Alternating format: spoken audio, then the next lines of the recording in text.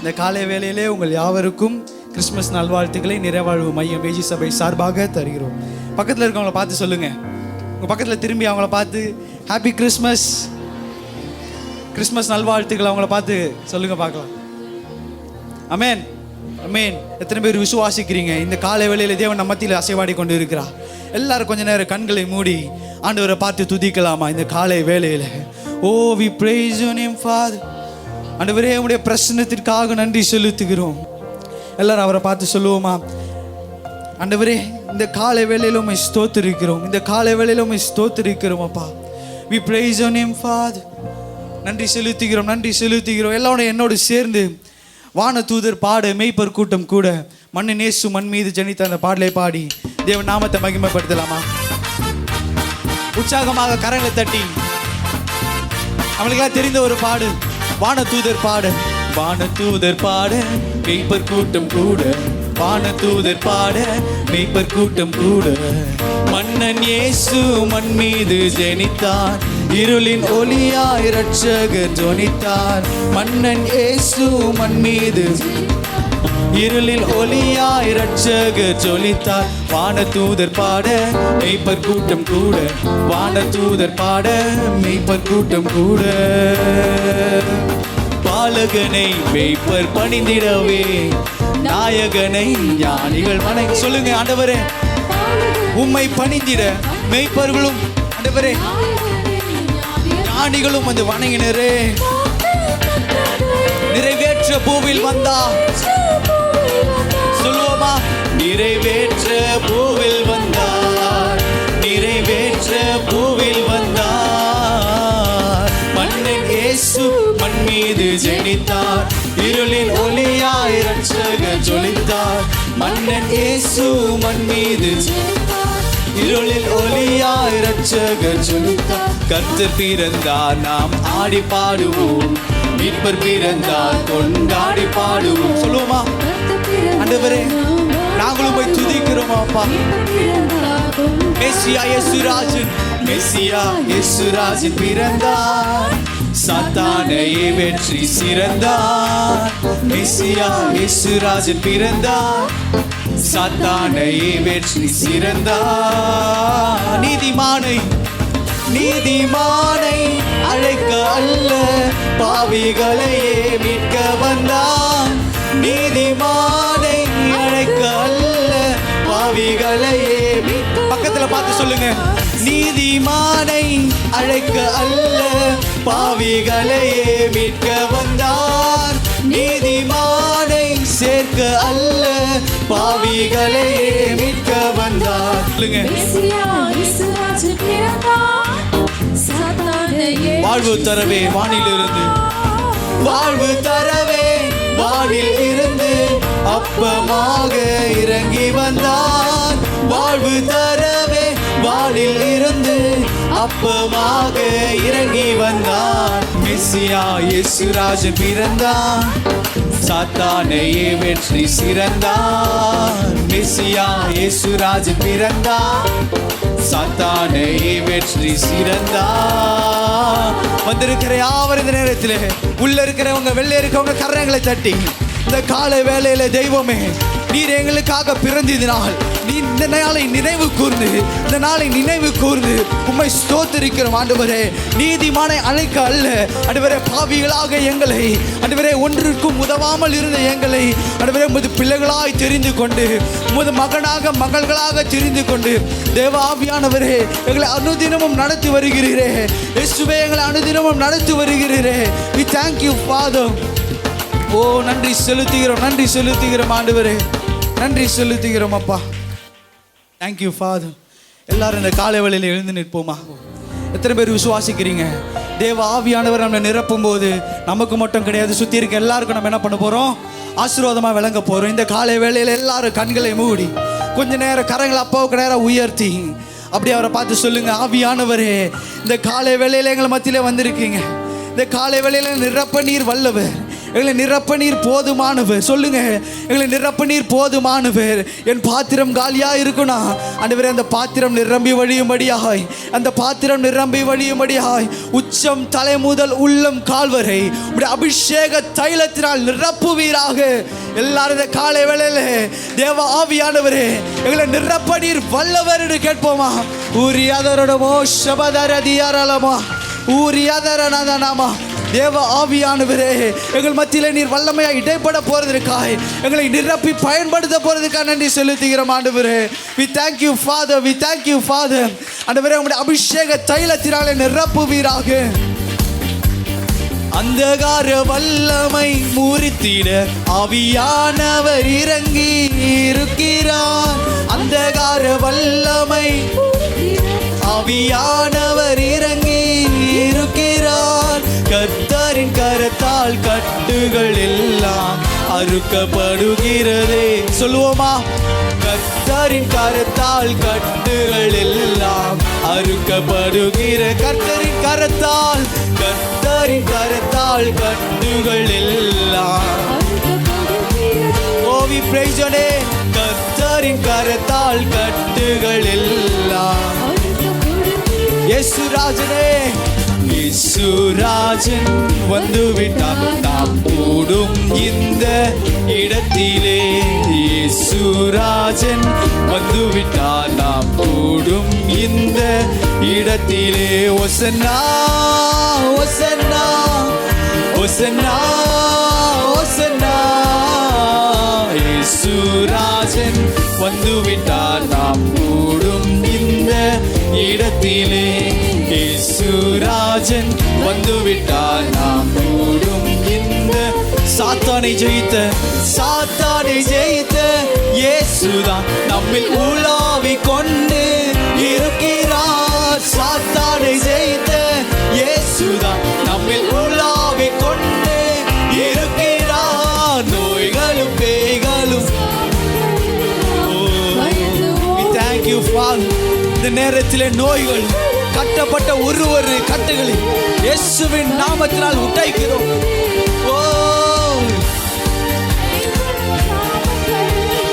We praise your name Father. Hallelujah. நோய்களும் பேய்களும் சாபங்கள் எல்லாம் அகன்று ஓடி கர்த்தரின் கரத்தால், கர்த்தரின் கரத்தால் கட்டுகள் எல்லாம் அறுக்கப்படுகிறதே. சொல்லுங்க, கர்த்தரின் கரத்தால் கட்டுகள் எல்லாம் அறுக்கப்படுகிறது. நன்மையும் கிருபையும், நன்மையும் கிருபையும் பாய்ந்து வருகிறதே.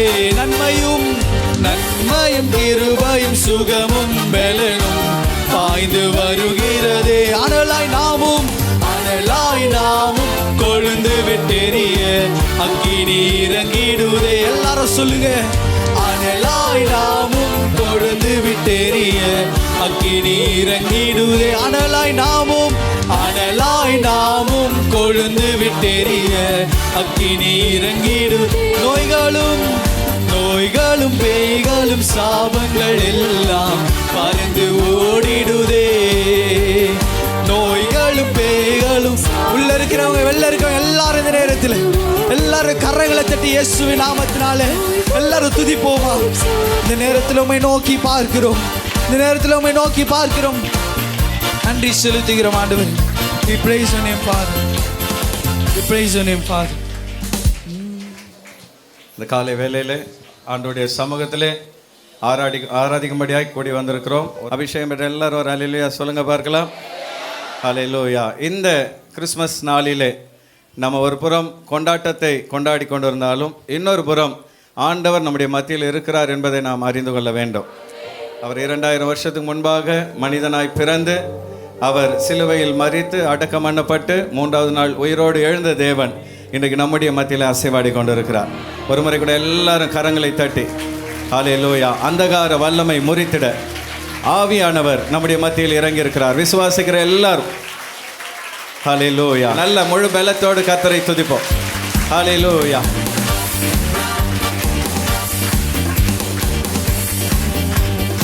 அந்தகார வல்லமை முறித்திட ஆவியானவர் இறங்கி இருக்கிறார். எல்லோரும் சேர்ந்து பாடுவோம். அந்தகார வல்லமை முறித்திட ஆவியானவர் நம்முடைய மத்தியில் இறங்கி இருக்கிறார். கர்த்தரின் கரத்தால் கட்டுகள் எல்லாம் அறுக்கப்படுகிறதே. எல்லா கட்டுகளும், பாவ கட்டுகள், சாப கட்டுகள், ரோப கட்டுகளை கர்த்தர் அறுக்கிறார். ஆமென். இயேசுராஜன் வந்து விட்டார், நாம் கூடும் இந்த இடத்திலே. விசுவாசிக்கிற எல்லாரும் சொல்லுங்க, நாம் கூடி இருக்கிற இந்த இடத்தில் இயேசுராஜன் வந்து விட்டார்.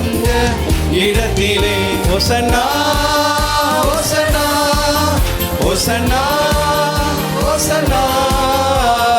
இயேசுராஜன் வந்து விட்டார், நாம் கூடும் இந்த இடத்திலே. இயேசுராஜன் வந்து விட்டார், நாம் கூடும் இந்த இடத்திலே. இயேசுராஜன் வந்து விட்டார், நாம் கூடும் இந்த இடத்திலே. இயேசுராஜன். விசுவாசிக்கிற எல்லாரும், நாங்கள் கூடியிருக்கிற இந்த இடத்திலே எங்கள் ராஜாதி ராஜா இயேசு வந்திருக்கிறார் என்று விசுவாசிக்கிற எல்லாரும் ஹல்லேலூயா ஆவியிலே நிரம்பி அந்நிய பாஷைகளை பேசி எல்லாரும் கர்த்தரை துதிப்போம்.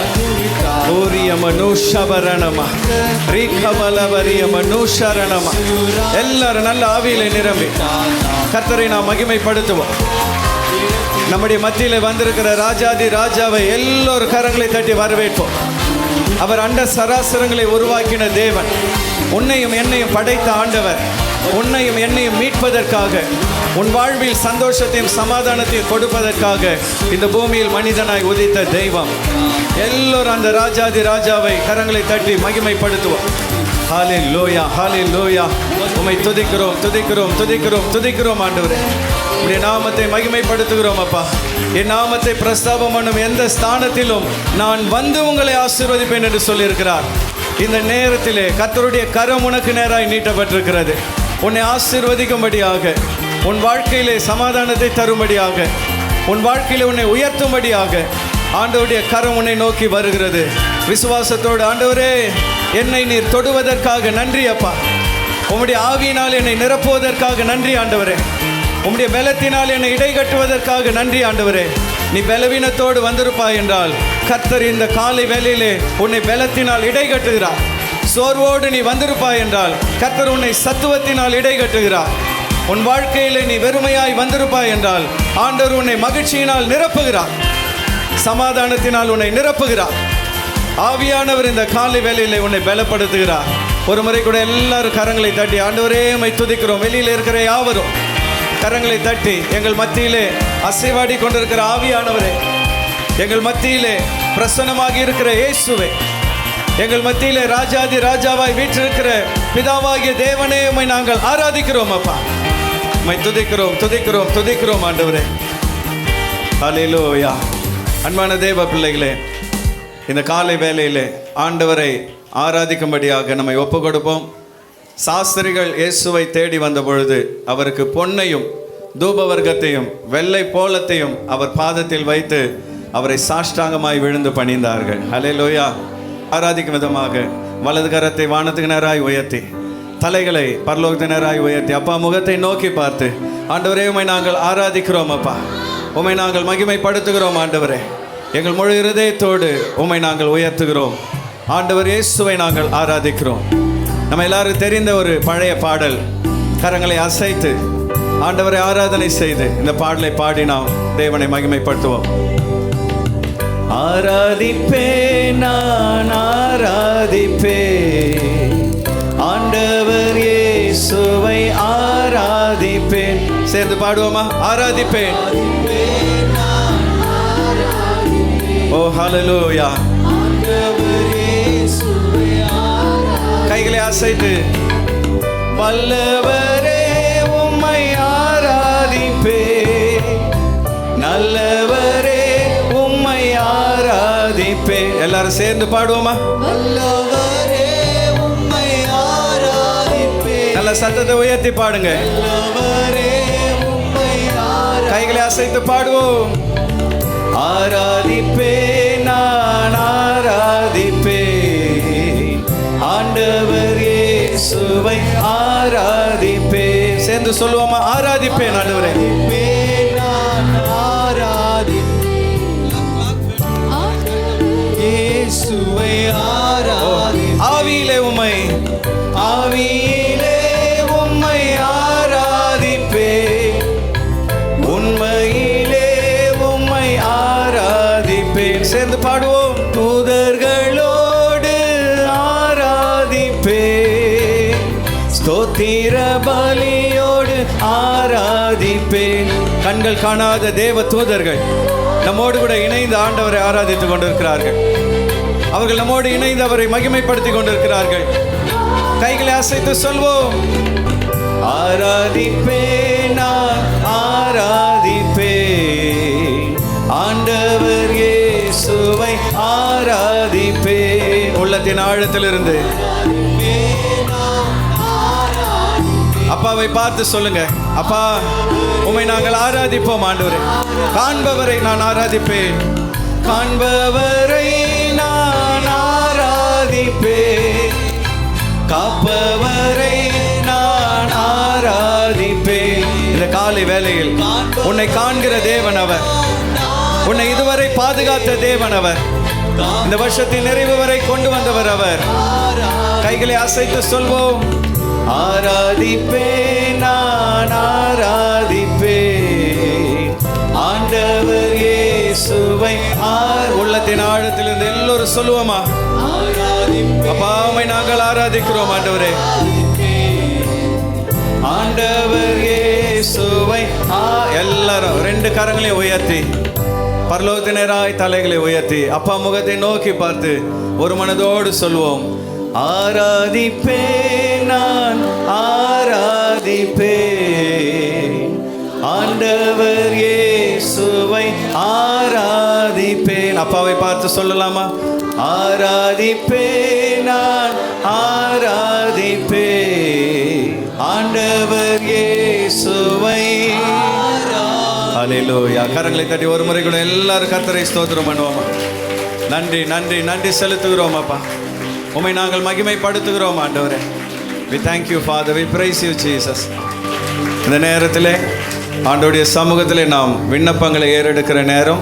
இரண்டு பேர் ஒருவருக்காக ஒருவர் ஜெபிப்பதற்கு முன்பாக பாஸ்டர் டேனியல் முன்பாக வந்து சில ஜெப குறிப்புகளை சொல்லுவார். அவைகளுக்காக நம்ம எல்லாரும் பாரத்தோடு ஆண்டவரை நோக்கி நாம் ஜெபிக்கலாம். முதலாவதாக சுகவீனத்தோடு இருக்கிறவர்களுக்காக நாம் ஜெபிப்போம். அன்பு நகரில் பிரதர் சரண்ராஜி, அவர் எலும்பு அடிபட்டு அவர் சுகவீனத்தோடு இருக்கிறார். அவருக்கு பரிபூர்ண சுகம் கிடைக்கும்படியாக நம்ம எல்லாரும் சுகவீனத்துக்காக நம்ம பாரப்பட்டு ஜெபிப்போம். சரண்ராஜி, ஸ்தோத்திரிக்கிறோம் ஆண்டவரை. கிருபையுள்ள தகப்பனே, உம்முடைய நாமத்தை ஸ்தோத்திரம் பண்ணுகிறோம். அன்பான சரண்ராஜுக்காக ஜெபிக்கிறோம். சகோதரிக்கு ஆண்டவரை, இந்த எலும்புகளை பட்ட காயம் இயேசுவின் நாமத்தினால் உடைய தழும்புகளாலே பரிபூர்ண சுகம் உண்டாகும்படியாய் ஜெபிக்கிறோம். நீ பயப்படாத, நான் உன்னோடு கூட இருக்கிறேன்னு சொன்ன தேவன். அந்த மகனுக்கு ஆண்டவரே அப்பா, அந்த கால் பகுதியில் எலும்பு பகுதியில் உங்களுடைய சுகமாக்கும் வல்லமை இப்பொழுதே இறங்கி ஆண்டவரே அப்பா, எல்லா எலும்புகளும் மீண்டுமாய் கூடி எழும்பி நடக்க ஆண்டவரே சுகத்தை பெற்றுக்கொள்ள கர்த்தராகிய இயேசு கிறிஸ்து நீர் ஆண்டவர் உங்களுடைய ஆணி பாய்ந்த கரத்தை தொட்டு அந்த மகனை சுகமாக்கும்படியாய் ஜெபிக்கிறோம். எகவா ராப்பா, நீர் அபியாய் சுகம் கொடுப்பீர் என்று விசுவாசிக்கிறோம். உமக்கு நாங்கள் நன்றி செலுத்துகிறோம். நன்றி நன்றி ஆண்டவரே, ஸ்தோத்தரிக்கிறோம். இப்பொழுது கூட விசேஷ தேவை உள்ளவர்கள் உங்கள் கரங்களை உயர்த்தி காண்பீங்கள். உங்களுக்காக ஜெபிக்கவிருக்கிறோம். அநேக கரங்கள் உயர்த்தப்பட்டிருக்கு. நம்ம கரங்களை கீழே போடலாம். கண்களை மூடி விசேஷ தேவைக்காகவும் இந்த நாள் கிறிஸ்மஸ் தேவ வார்த்தைக்காக நம்ம ஜெபம் பண்ணுவோம். மகா பரிசுத்தமுள்ள நல்ல ஆண்டவரே, உங்களுடைய நாமத்தை ஸ்தோத்தரிக்கிறோம், நன்றி செலுத்துகிறோம் அப்பா. கர்த்தாவே, இந்த நாளிலும் ஆண்டவரே அப்பா, விசேஷ தேவைகளுக்காக கரங்களை உயர்த்திய ஒவ்வொரு சகோதர சகோதரிக்காக ஜெபிக்கிறோம். இயேசு கிறிஸ்துவின் வல்லமுள்ள நாமத்தினால் ஆண்டவரே, இந்த நாள் தேவைகளை கர்த்தர் தாமே நீர் அற்புதமாய் ஆச்சரியமாக அவர்கள் சந்திக்கப்படுவதற்கு நீர் உதவி செய்வீராக. கேளுங்கள், அப்பொழுது கொடுக்கப்படும் என்று சொன்ன தேவன். நீ விசுவாசித்தால் தேவனுடைய மகிமையை காண்பா என்று சொன்னது போல் விசுவாசத்தோடு கூட நாங்கள் ஆண்டவரே உம்முடைய சமூகத்தில் நாங்கள் தேவைகளுக்காக மன்றாடுகிறோம். கர்த்தர் ஒரு அற்புதத்தை நீர் செய்து ஒவ்வொருவருக்கும் ஆச்சரியமான காரியங்களை நீர் நடப்பிக்க உதவி செய்வீராக. சரீர பலவீனங்கள் இருந்தாலும் இயேசு கிறிஸ்துவின் வல்லமுள்ள நாமத்தினால் எல்லா பலவீன வியாதியெல்லாம் சுகவீனெல்லாம் நீங்கி சுகமாக பலனும் ஆரோக்கியம் இந்த நாள் கட்டளையிட முடியாது ஜெபிக்கிறோம். நன்றி செலுத்துகிறோம். இப்போது கூட ஆண்டவரை இந்த கிறிஸ்மஸ் நாளுக்காக இந்த தேவ வார்த்தைக்காக உங்களுடைய சமூகத்தில் வருகிறோம் ஐயா. கர்த்தர் தாமே உங்களுடைய பிறப்பின் நற்செய்தியை ஆண்டவரே இந்த மாதம் அளவும் எங்களோடு கூட இருந்து எங்களுக்கு சொல்ல வைத்து கொண்டிருக்கிறீர். இப்பொழுது கூட கர்த்தாவே இந்த கிறிஸ்மஸ் நாளிலே உங்களுடைய சத்திய வார்த்தையினால் ஆண்டவர் தாமே எங்களோட தேவ தாசர் மூலமாக ஆவியானவர் எங்களோடு கூட இடைபடுவீராக. உங்களுடைய வார்த்தையினால் எங்களை ஆண்டவரே அப்பா நீர் மகிழ்ச்சியாக்க, ஆண்டவரே சந்தோஷத்தை இந்த நாள் நாங்கள் கொண்டாடிடத்தக்கதான வார்த்தைகள் எங்களுக்குள்ளே வெளிப்பட்டு வரும்படியாக ஒரு ஜெபிக்கிறோம். கர்த்தராகிய இயேசு கிறிஸ்து நீர் அப்படியாய் பேசுவீராக. நாங்கள் ஆண்டவரே அப்பா எங்களை தாழ்த்தி ஒப்பு கொடுக்கிறோம், பொறுப்படுத்திக் கொள்ளும். இயேசுவின் மூலம் ஜெபிக்கிறோம் நல்ல பிதாவே, ஆமென்.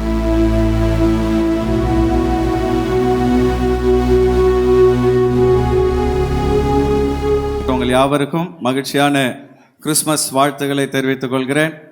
இந்த கிறிஸ்மஸ் நாளிலே கூட ஆண்டவருடைய சமூகத்தில் நாம் கூடி வந்திருப்பது கர்த்தருடைய கிருபையே. இந்த கிறிஸ்மஸ் நிச்சயமாக உங்கள் வாழ்க்கையிலே கர்த்தருடைய ஆசீர்வாதத்தை கொண்டு வரும்.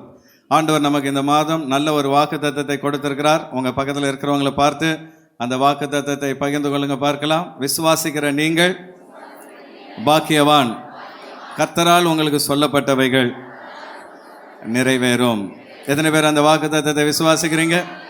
ஆண்டவர் உங்களுக்கு சொன்ன வாக்குத்தத்தங்கள் நிச்சயமாய் நிறைவேறும். அல்லேலூயா. ஒரு நாள் ஒரு குழந்தைக்கு பிறந்த நாள் வந்தது. அப்பொழுது அந்த குழந்தையின் பெற்றோர்கள் தங்களுடைய குழந்தையின் பிறந்த நாளை சந்தோஷமாய் கொண்டாட அவங்க கேக் ஆர்டர் பண்ணாங்க. சொந்தக்காரங்களெல்லாம் வரவழைத்தார்கள். வீட்டை அலங்காரம் பண்ண துவங்கினார்கள். வீடே பரபரப்பாக இருந்தது. ஒரு கூட்டம் அலங்காரம் செய்து கொண்டிருந்தது, இன்னொரு கூட்டம் பலகாரம் செய்து கொண்டிருந்தது, இன்னொரு கூட்டம் சந்தோஷமாய் ஜாலியாக அந்த நாளை கழித்து கொண்டிருந்தது. எல்லாம் முடிந்து கேக் வெட்டுகிற நேரம் குழந்தையை தேடினால் குழந்தை காணவில்லை. எல்லாருக்கும் பயமாகி போய்விட்டது. ஒருத்தரை பார்த்து ஒருத்தர் திட்டுறாங்க, நம்ம அலங்காரம் பண்ணிட்டு இருந்தே குழந்தையை கவனிக்க கூடாதா, குழந்தையை போய் கவனிக்காமல் விட்டுட்டீங்களே அப்படின்னு சொல்லி வெளியே போய் தேடுகிறார்கள். தெருவெல்லாம் தேடுகிறார்கள். எங்கே தேடியும் குழந்தை கிடைக்கவில்லை. எல்லாரும் துக்கத்தோடு கூட வீட்டுக்கு வந்து நம்ம சந்தோஷமாய் பிறந்த நாளை கொண்டாடலாம் நினைத்தோம், ஆனால் எல்லாம் செய்தோம், குழந்தையை மறந்து விட்டோம். இப்போ எங்கே போய் குழந்தையை தேடுவது என்று அவர்கள் துக்கத்தோடு இருக்கும் பொழுது கட்டிலுக்கு அடியிலேருந்து குழந்தை வெளியே வந்து தான், தூங்கிக்கிட்டே வெளியே வந்து தான். எல்லாரும் குழந்தைய போய் தூக்கி, ஏம்மா நீ கட்டிலுக்கு அடியில் போன அப்படின்னு கேட்ட பொழுது அவங்க சொன்னாங்க, குழந்தை சொல்லிச்சான், நீங்கள் கொண்டாட்டத்திலேயே பிஸியாக இருந்தீங்க, என்னை யாருமே கண்டுக்கல, எனக்கு போர் அடிச்சது, அதனால் நான் போய் கட்டல் அடியில் படுத்துட்டேன்னு சொல்லிச்சான். இன்றைக்கி அன்பான தேவ பிள்ளைகளே, நம்ம கிறிஸ்மஸ்னால் கொண்டாட்டம் தான். புதிய உடைகள் பாருங்கள், அப்படியே கண்ணெல்லாம் கூசுது எனக்கு. அவ்வளோ அருமையாக உடைகளை உடுத்தி வந்திருக்கிறீர்கள், புதிய உடைகள். ஆனால் இந்த காலை வேளையில் இங்கே நாம் கூடி வந்திருக்கிற நாம் இந்த கொண்டாட்டத்தின் நாயகராகிய இயேசுவை மறந்துவிடக்கூடாது. ஒரு அல்லேலூயா சொல்லலாமா? இந்த ஆண்டவர் இயேசு ஏன் இந்த பூமிக்கு வந்தார், எதற்காக இந்த கிறிஸ்மஸை நாம் கொண்டாடுகிறோம் என்கிற வேத சத்தியத்தை நாம் மறந்துவிடக்கூடாது.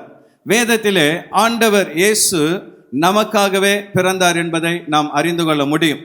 நம்மை போல பாடுள்ள ஒரு மனிதனாக, நம்மை போல கஷ்டங்கள், வறுமைகள், நோய்கள், பல போராட்டங்களை அனுபவிக்கிற ஒரு மனிதனாக கடவுள் இந்த பூமிக்கு வந்த நாள்தான் கிறிஸ்மஸ். அவர் வேறு யாருக்காகவோ வரவில்லை, உனக்காகவே இயேசு இந்த நாளிலே பிறந்தார். ஹல்லேலூயா. பக்கத்தில் இருக்கிறவங்களை பார்த்து சொல்லுங்க, யாருக்காகவோ அவர் வரலைங்க, உங்களுக்காகவே பிறந்தார். இந்த காலை வேளையிலே உனக்காக பிறந்த இயேசு என்கிற தலைப்பிலே கர்த்தருடைய வார்த்தை உங்களோடு கூட பகிர்ந்து கொள்ள விரும்புகிறேன். Jesus born for you. உனக்காக இயேசு பிறந்தார். அன்பான தேவ பிள்ளையே, உலகத்திலே எந்த மனிதனுக்கு இல்லாத ஒரு விசேஷம் என்னன்னு பார்த்தீங்கன்னா, ஆண்டவர் இயேசுவின் வம்ச வரலாறு தெளிவாக வேதத்தில் எழுதப்பட்டிருக்கிறது. மத்தேயு புஸ்தகத்தை நாம் வாசிக்க ஆரம்பித்த உடனே அந்த வம்ச வரலாறு தான் நம்ம பார்ப்போம். அவர் இவரை பெற்றார், இவர் அவரை பெற்றார்னு உடனே நாம் நினைப்போம், யார் யாரை பெற்றால் எனக்கு என்ன, எனக்கு ஒன்றுமே புரியலன்னு சொல்லி நினைப்போம். ஆனால் இந்த வம்ச வரலாறிலே அநேக ரகசியங்களை ஆண்டவர் மறைத்து வைத்திருக்கிறார். இதிலே 5 பெண்களுடைய பெயர்கள் எழுதப்பட்டிருக்கிறது. பொதுவாக யூதர்கள் பெண்களுடைய பெயர்களை அவர்கள் அதிகமாக பயன்படுத்த மாட்டார்கள். ஆனால் வேதத்திலே ஆண்டவர் 5 பெண்களை குறித்து, இயேசுவின் முன்னோர்களாகிய 5 பெண்களை குறித்து சொல்லப்பட்டிருக்கிறது. அத்தனை பேரும் வாழ்க்கையிலே ஏதாவது ஒரு வகையிலே கஷ்டத்தையும் வேதனையும் அனுபவித்தவர்கள். இதிலிருந்து நாம் என்ன புரிந்து கொள்கிறோம் என்றால், ஆண்டவர் நீதிமானுக்காக இந்த பூமியில பிறக்கவில்லை, நம்மை போல் பாடு அனுபவிக்கிற மக்களுக்காகவும் பாவிகளுக்காகவுமே இயேசு பிறந்தார். ஒரு அல்லேலூயா சொல்லலாமா? நீதிமானை அழைக்க அல்ல, பாவிகளை மனம் திரும்ப இயேசு இந்த பூமிக்கு பிறந்தார். நீதிமானை எல்லாம் பரலோகத்துக்கு கொண்டு போய் பாவிகளை நரகத்தில் அழிக்க கடவுள் பிறக்கவில்லை. பாவத்தில் இருக்கிற மனிதனை மீட்டு அவனை பரிசுத்தவானாய் மாற்றி எல்லாரையும் பரலோகம் சேர்க்கவே இயேசு இந்த பூமியிலே பிறந்தார். ஆக இந்த நாளிலே இந்த 5 பெண்களை குறித்து வேதத்திலே தெளிவாக எழுதப்பட்டிருக்கிறது. நம்ம எல்லாரும் மத்தேயுக்கு நேராக நம்முடைய வேதத்தை திருப்பிக் கொள்வோம். அதிலே 3வது பக்கத்திலே மத்தேயு எழுதின சுவிசேஷம் 1வது அதிகாரம் 1 முதல் 6 வசனங்களை முதலாவது வாசிக்க போகிறோம். வசனங்கள் வரை. The book of Matthew chapter 1 verses 1 to 6, page number 3. புதிய ஏற்பாட்டில் 3வது பக்கம். 1வது வசனத்தை நான் வாசிக்கும் பொழுது அடுத்த வசனத்தை எல்லோரும் இணைந்து வாசிக்க அன்பாய் கேட்கிறேன். முதல் வசனத்தை நான் வாசிக்கிறேன். ஆபிரகாமின் குமாரனாகிய தாவீதின் குமாரனான இயேசு கிறிஸ்துவினுடைய வம்ச வரலாறு. ஆபிரகாம் ஈசாக்கை பெற்றான், ஈசாக்கு யாக்கோபை பெற்றான், யாக்கோபு யூதாவையும் அவன் சகோதரரையும் பெற்றான். யூதா பாரேசையும் சேராவையும் தாமாரிடத்தில் பெற்றான். பாரேஸ் எஸ்ரோமை பெற்றான். எஸ்ரோம் ஆராமை பெற்றான். ஆராம் அம்மினதாவை பெற்றான். அம்மினதாப் நகசோனை பெற்றான். நகசோன் சல்மோனை பெற்றான். சல்மோன் போவாஸை ராகாபினிடத்தில் பெற்றான்.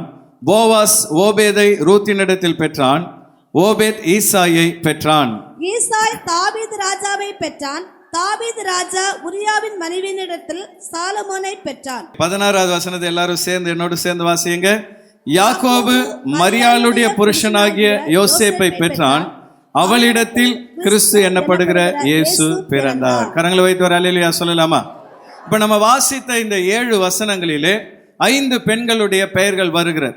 இந்த 5 பெண்கள் எப்படிப்பட்டவர்கள் என்று பார்த்தால், ஆண்டவர் இயேசுவின் முந்தின மூதாதையர்களாகியவர்களுடைய வாழ்க்கையை நாம் பார்க்கும் பொழுது தெளிவாய் ஒன்றை நாம் புரிந்து கொள்ள முடியும்.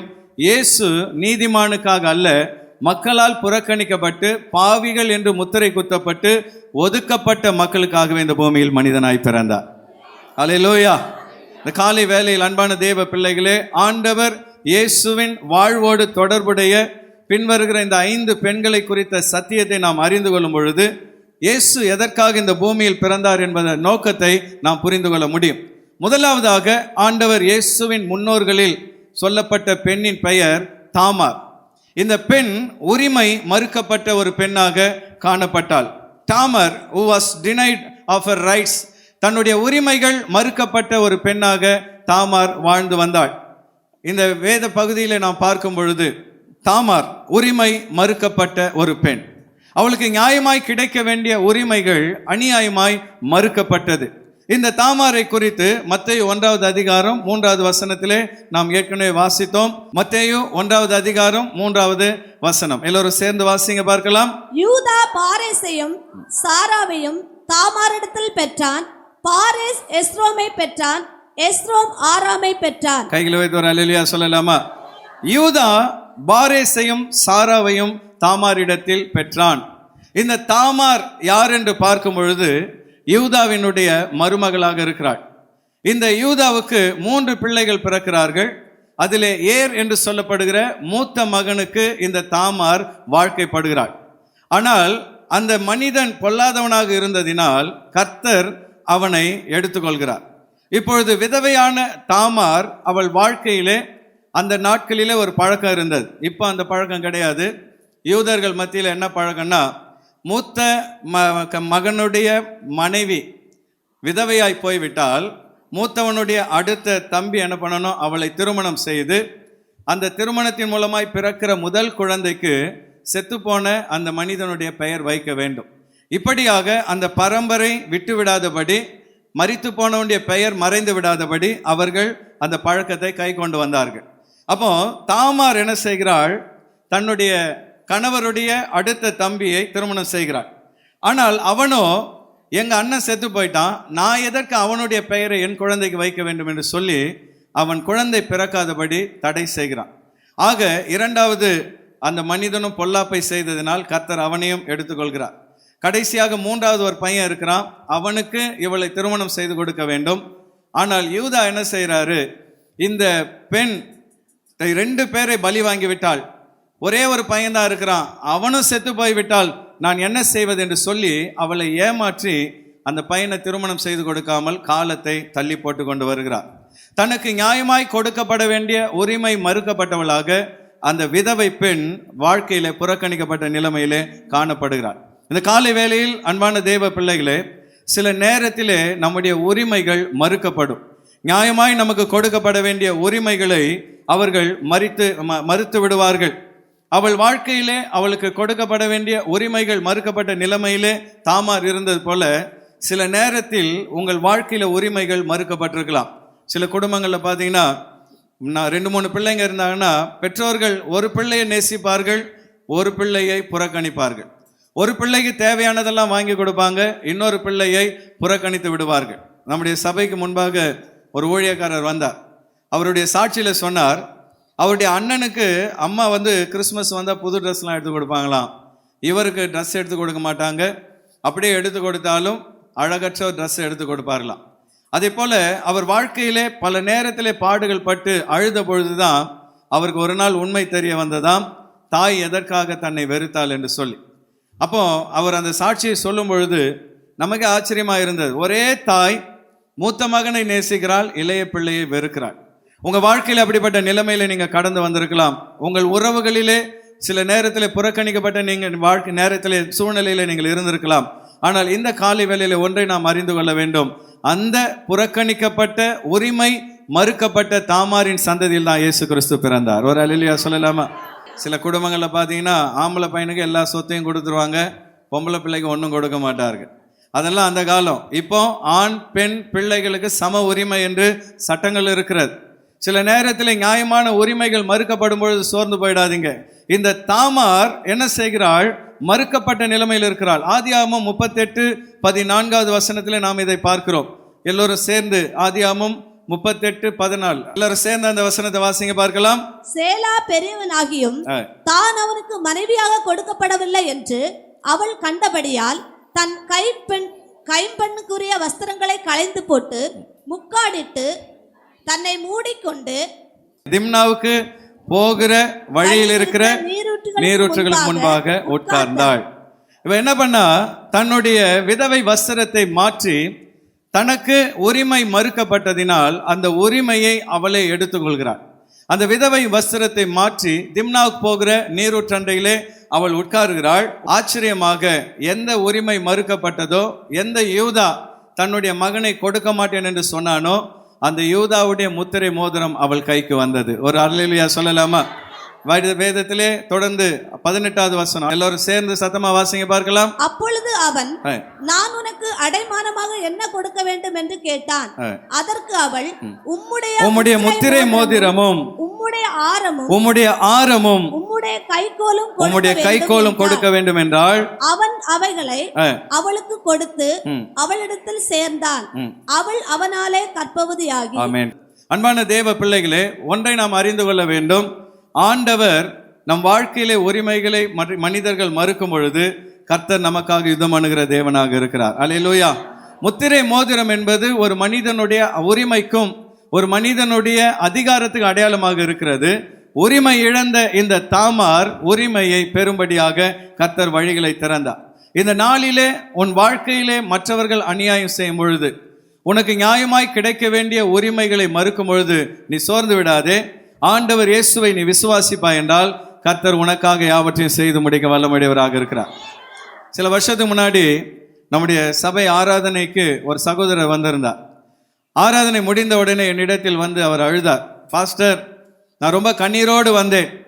நான் ஆண்டவரை ஏற்றுக்கொண்டது நிமித்தம் என் உரிமைகள் மறுக்கப்பட்டு எங்கள் அப்பா அம்மா எனக்கு கொடுக்க வேண்டிய சொத்தை கொடுக்க முடியாது என்று சொல்லி என்னை வீட்டை விட்டு துரத்தி விட்டார்கள். இப்போ நான் வறுமையிலே கஷ்டப்பட்டு கொண்டு இருக்கிறேன். நான் வேதனையோடு ஆலயத்துக்கு வந்தேன். கர்த்தருடைய வார்த்தை என்னை தைரியப்படுத்தியது. ஹல்லேலூயா. ஆண்டவர் நிச்சயமாய் என்னை ஆசீர்வதிப்பார் என்று சொல்லி அவர் கடந்து சென்றார். ஒரு சில வருடங்கள் கழித்து, ஒரு 5 வருடங்கள் கழித்து ஒரு மீட்டிங்கில் நான் அந்த சகோதரரை சந்தித்தேன். அவர் பெயர் ஏழுமலை. அவரை சந்தித்த பொழுது அவர் கை கொடுத்து சொன்னார், பாஸ்டர், 5 வருஷத்துக்கு முன்னாடி கண்ணீரோடு உங்ககிட்ட ஜெபம் பண்ணிட்டு போனேன். அதன் பின்பு ஆண்டவர் எனக்கு ஒரு பிஸ்னஸை கொடுத்தார். அந்த பிஸ்னஸை நான் உண்மையாய் செய்தேன். கடுமையாய் உழைத்து, இரவு பகல் உழைத்து அந்த தொழிலை செய்தேன். இன்றைக்கு கர்த்தர் என்னை ஆசீர்வதித்து திருவள்ளூரில் ஒரு சொந்த வீடு கட்ட கர்த்தர் எனக்கு உதவி செய்தார் என்று சொன்னார். அல்லேலூயா. அது முக்கியம் இல்லை, வீடு எல்லாரும் கட்டிடலாம். ஆனால் இங்கே விசேஷம் என்னன்னா, எந்த அப்பா அம்மா உனக்கு சொத்து கிடையாது வீட்டை விட்டு போடான்னு சொன்னாங்களோ அவங்களுடைய சொத்துக்கள் எல்லாம் மற்ற சகோதரர்கள் பிடுங்கி கொண்டு தாயும் தகப்பனையும் நடு ரோட்டில் விட்டு விட்டார்கள். கடைசி அவங்க யார்கிட்ட வந்திருப்பாங்க? ஏழுமலை கிட்ட தான் வந்தாங்க. அந்த சகோதரர் ஏழுமலை எந்த தாய் தகப்பன் தன்னை வீட்டை விட்டு துரத்தினார்களோ அவர்களை தன் வீட்டில் அடைக்கலம் கொடுத்து ஆண்டவர் இயேசுவின் அன்பை அவர்களுக்கு காண்பித்தார். இந்த காலை வேளையில் உரிமைகள் மறுக்கப்படும் பொழுது சோர்ந்து போகாதீங்க. உங்களுக்கு நியாயமாய் கிடைக்க வேண்டிய நன்மைகளை மனிதர்கள் மறுக்கும் பொழுது நீங்க கவலைப்படாதீங்க. உங்களுக்காக யுத்தம் பண்ண, உனக்கு நியாயம் செய்யவே இயேசு கிறிஸ்து இந்த பூமியில் மனிதனாய் பிறந்தார். நல்ல சத்தமா ஒரு அல்லேலூயா சொல்லலாமா? இரண்டாவதாக இயேசு கிறிஸ்துவின் வம்ச வரலாறில் நாம் பார்க்கிற பெண் ராகாப். இந்த ராகாப் சமூகத்தால் புறக்கணிக்கப்பட்ட பெண், விபச்சாரத்தில் தள்ளப்பட்ட ஒரு பெண்.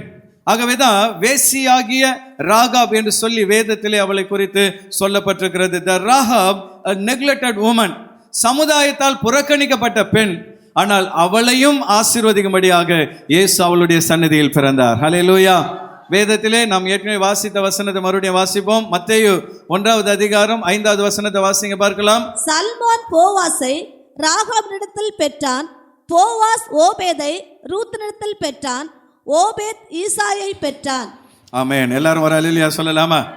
நீங்க நல்லா கவனிங்க. சல்மோன் போவாசை ராகாபினிடத்தில் பெற்றான் என்று ஆண்டவர் இயேசுவின் வம்ச வரலாறில் பார்க்கிறோம்.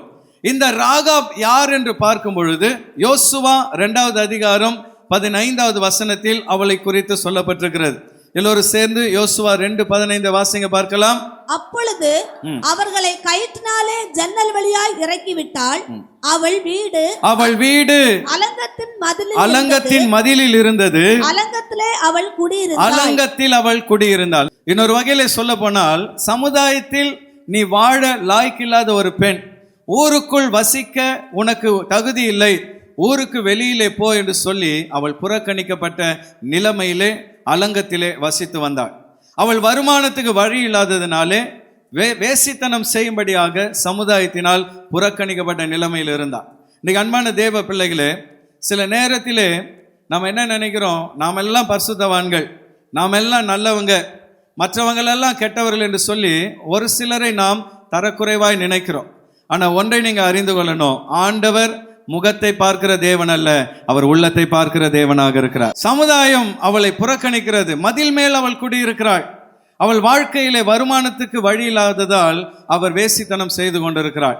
ஆனால் அன்பான தேவ பிள்ளைகளே, அப்படிப்பட்ட அந்த பெண்ணின் உள்ளத்திலே அவளுக்குள் ஒரு விசுவாசத்தை கர்த்தர் கொடுத்தார். அவளுக்குள் ஒரு விசுவாசம், என்றைக்காவது ஒரு நாள் என் வாழ்க்கை மாறும், என் நிலைமை மாறும், எனக்கு கடவுள் ஒரு வழி காண்பிப்பார் என்று சொல்லி அவள் காத்திருந்த வேளையிலே இஸ்ரவேல் மக்களிலிருந்து 2 வேவுக்காரர்கள் அவளிடத்தில் வருகிறார்கள். அப்பொழுது அவள் தன் உள்ளத்தில் இருக்கிற விசுவாசத்தை சொல்லுகிறாள். நீங்க ஆராதிக்கிற இஸ்ரவேலின் தேவனை நானும் விசுவாசிக்கிறேன், நிச்சயமாய் என்னை புறக்கணித்த இந்த மக்களை கர்த்தர் நியாயம் தீர்ப்பார், உங்களுக்கு ஒரு வெற்றியை தருவார் என்று ராகாப் சொல்லுகிறாள். அவள் சொன்னது போலவே இஸ்ரவேல் மக்கள் அந்த எரிகோ கோட்டையை இடித்தார்கள். அந்த கோட்டையை இடித்த பொழுது ராகாபை மீட்டெடுத்தார்கள்.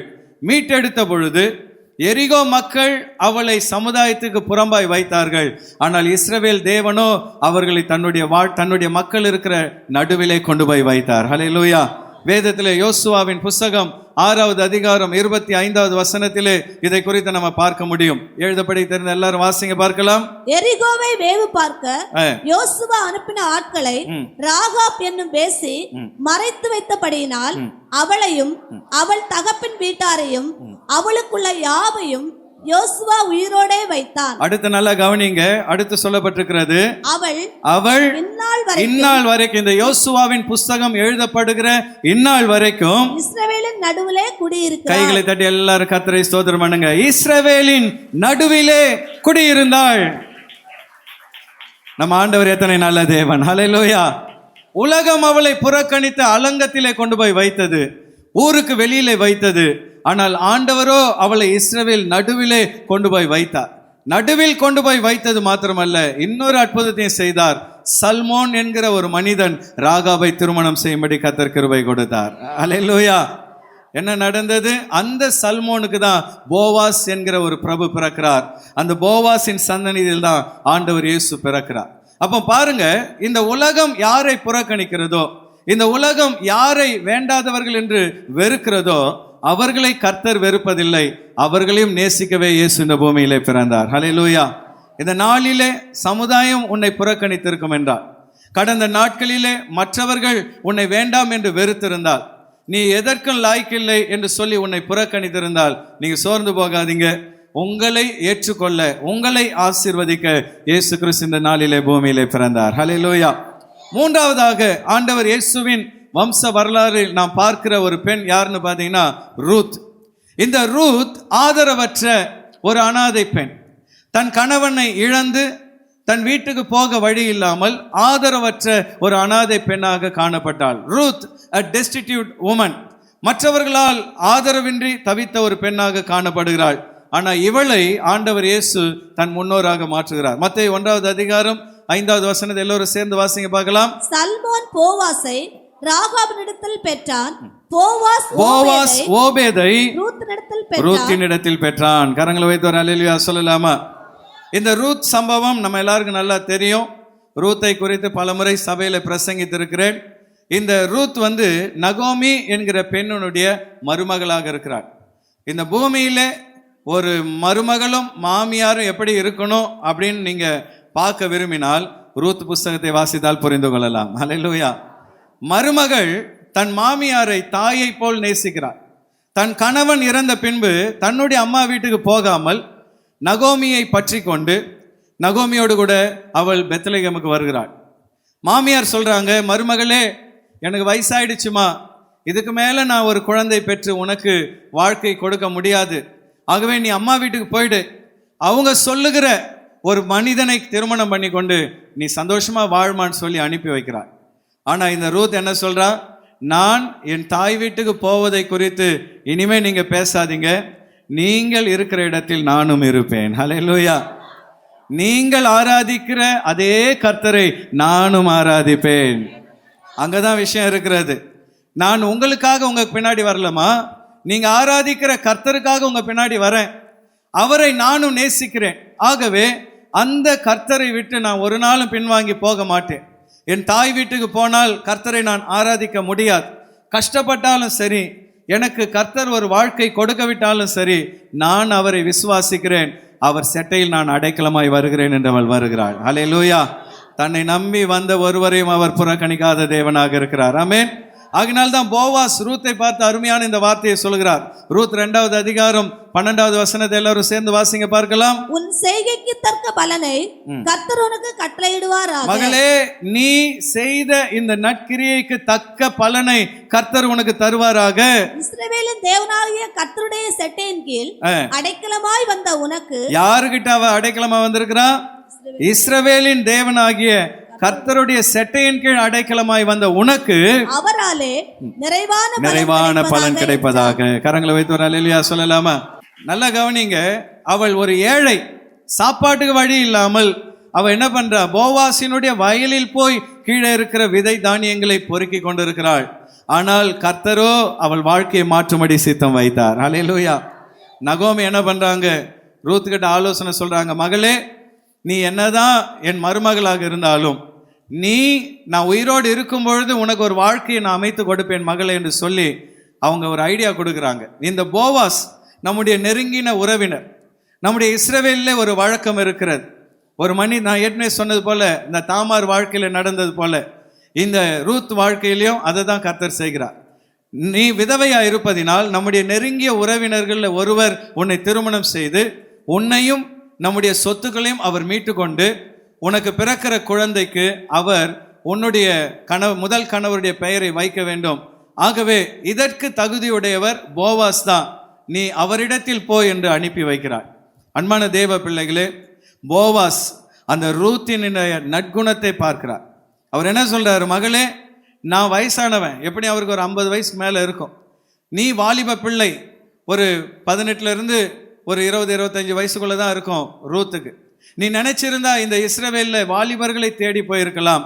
ஆனால் நீ வாலிபர்கள் பின்பாக போகாமல் என்னிடத்திலே வந்தாய், இஸ்ரவேலின் தேவனாகிய கர்த்தரிடத்திலே நீ அடைக்கலமாய் வந்தாய், அந்த கர்த்தர் உனக்கு நிறைவான பலனை தருவார். ஹல்லேலூயா. அன்பான தேவ பிள்ளையே, ஏழையாகிய ரூத்தை, சமுதாயத்திலே ஆதரவற்ற நிலைமையில் இருந்த ரூத்தை போவாஸ் திருமணம் செய்து அவளுக்கு ஒரு புது வாழ்வை தருகிறார். ஹல்லேலூயா. அதன் பின்பு என்ன நடக்கிறது? அந்த போவாஸின் சந்ததியில் தான் தாவீது ராஜா வருகிறார். ஆமென். பாருங்க, ஆண்டவர் இயேசுவின் முன்னோர்களை பார்த்தீங்கன்னா யாருமே அந்த பெண்கள் பார்த்தீங்கன்னா சமுதாயத்தினால் புறக்கணிக்கப்பட்ட, அநேக நேரத்தில் வெறுக்கப்பட்டவர்களாக இருந்தார்கள். ஆனால் கர்த்தரோ அவர்களை நேசித்து அவர்கள் வாழ்க்கையிலே வழியை காண்பித்தார். ரூத் 4வது அதிகாரம் 10வது வசனத்தை நீங்க பார்த்தீங்கன்னா அங்கே ரூத்தை குறித்து போவாஸ் ஒரு வார்த்தை சொல்கிறார். எல்லோரும் சேர்ந்து வாசிங்க பார்க்கலாம். இதுவும் அல்லாமல் மரித்தவனுடைய சகோதரனுக்குள்ளும் ஊராருக்குள்ளும் அவனுடைய பேர் அற்று போகாமல் மரித்தவனுடைய சுதந்திரத்திலே அவன் பேரை நிலைநிறுத்த நான் மக்லோனின் மனைவியாயிருந்த மோவாபிய ஸ்திரீயான ரூத்தை பாருங்க. இன்னொரு இது என்னன்னு பாத்தீங்கன்னா மோவாபிய பெண். மோவாபியர்கள் அவர்கள் 3வது 4வது தலைமுறை வரை கர்த்தருடைய சந்நிதிக்கு வரக்கூடாது என்று சபிக்கப்பட்டவர்கள். ஆனால் அந்த சபிக்கப்பட்ட மோவாபிய மக்களிடமிருந்து இந்த ரூத்தை கர்த்தர் மீட்டெடுக்கிறார். இதுல இருந்து நம்ம என்ன புரிஞ்சுக்கிறோம்? மனிதர்கள் நம்மை புறக்கணித்தாலும், நம் வாழ்க்கையிலே சாபங்கள் இருந்தாலும் அதிலிருந்து மீட்டெடுக்க ஆண்டவர் இயேசு நமக்காக இந்த பூமியில் வந்தார். அல்லேலூயா. மோவாபிய ஸ்திரீயாகிய ரூத்தை என்ன சொல்றார் அடுத்து? எனக்கு மனைவியாக கொண்டேன், அதற்கும் இன்றைய தினம் நீங்கள் சாட்சி என்றால். கரங்களை வைத்து ஒரு அல்லேலூயா சொல்லலாமா? பாருங்க, போவாஸ் ஒரு பெரிய பணக்கார பிரபு.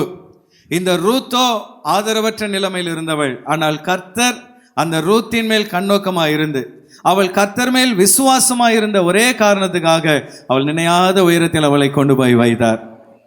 வாலிப மகனே, வாலிப மகளே, நல்லா கவனிங்க. உன் வாழ்க்கையிலே அநேகர் உன்னை புறக்கணிக்கலாம். வேலை ஸ்தலத்தில் நீ ஆண்டவருடைய பிள்ளை என்பதனால் உன்னை புறக்கணிக்கலாம். உங்ககிட்ட வசதி இல்லைன்னு சொல்லி மனிதர்கள் உன்னை புறக்கணிக்கலாம்.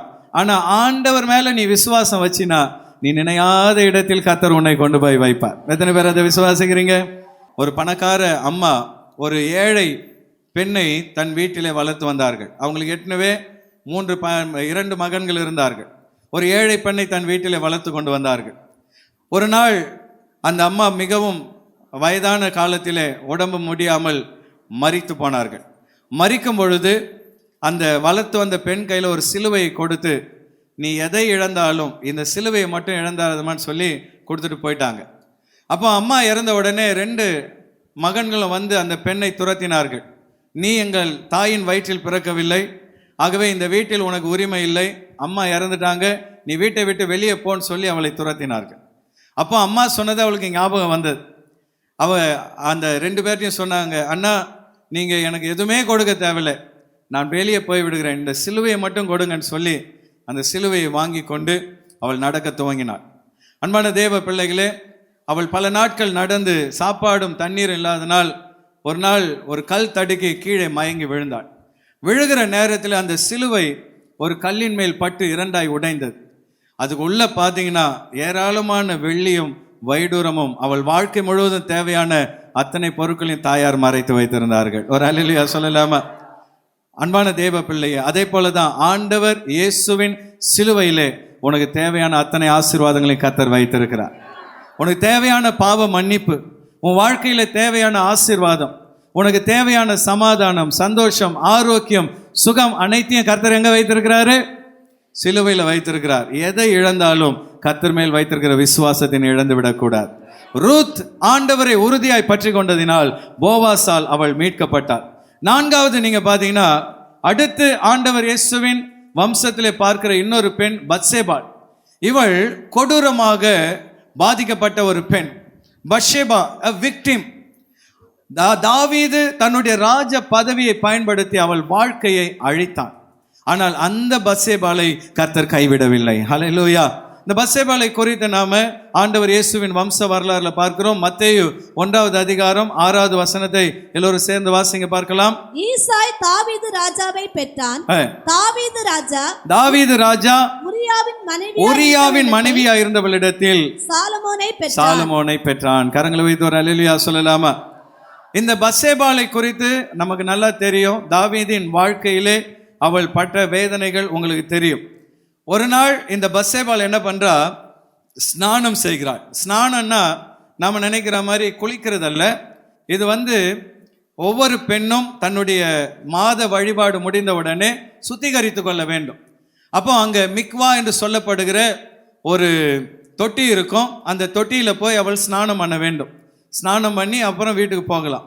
அப்படி அவள் அந்த மிக்வா அதாவது தேவனுடைய ஆசரிப்பு கூடாரத்தின் அருகில் இருந்த மிக்வாவிலே அவள் ஸ்நானம் பண்ணுகிறாள்.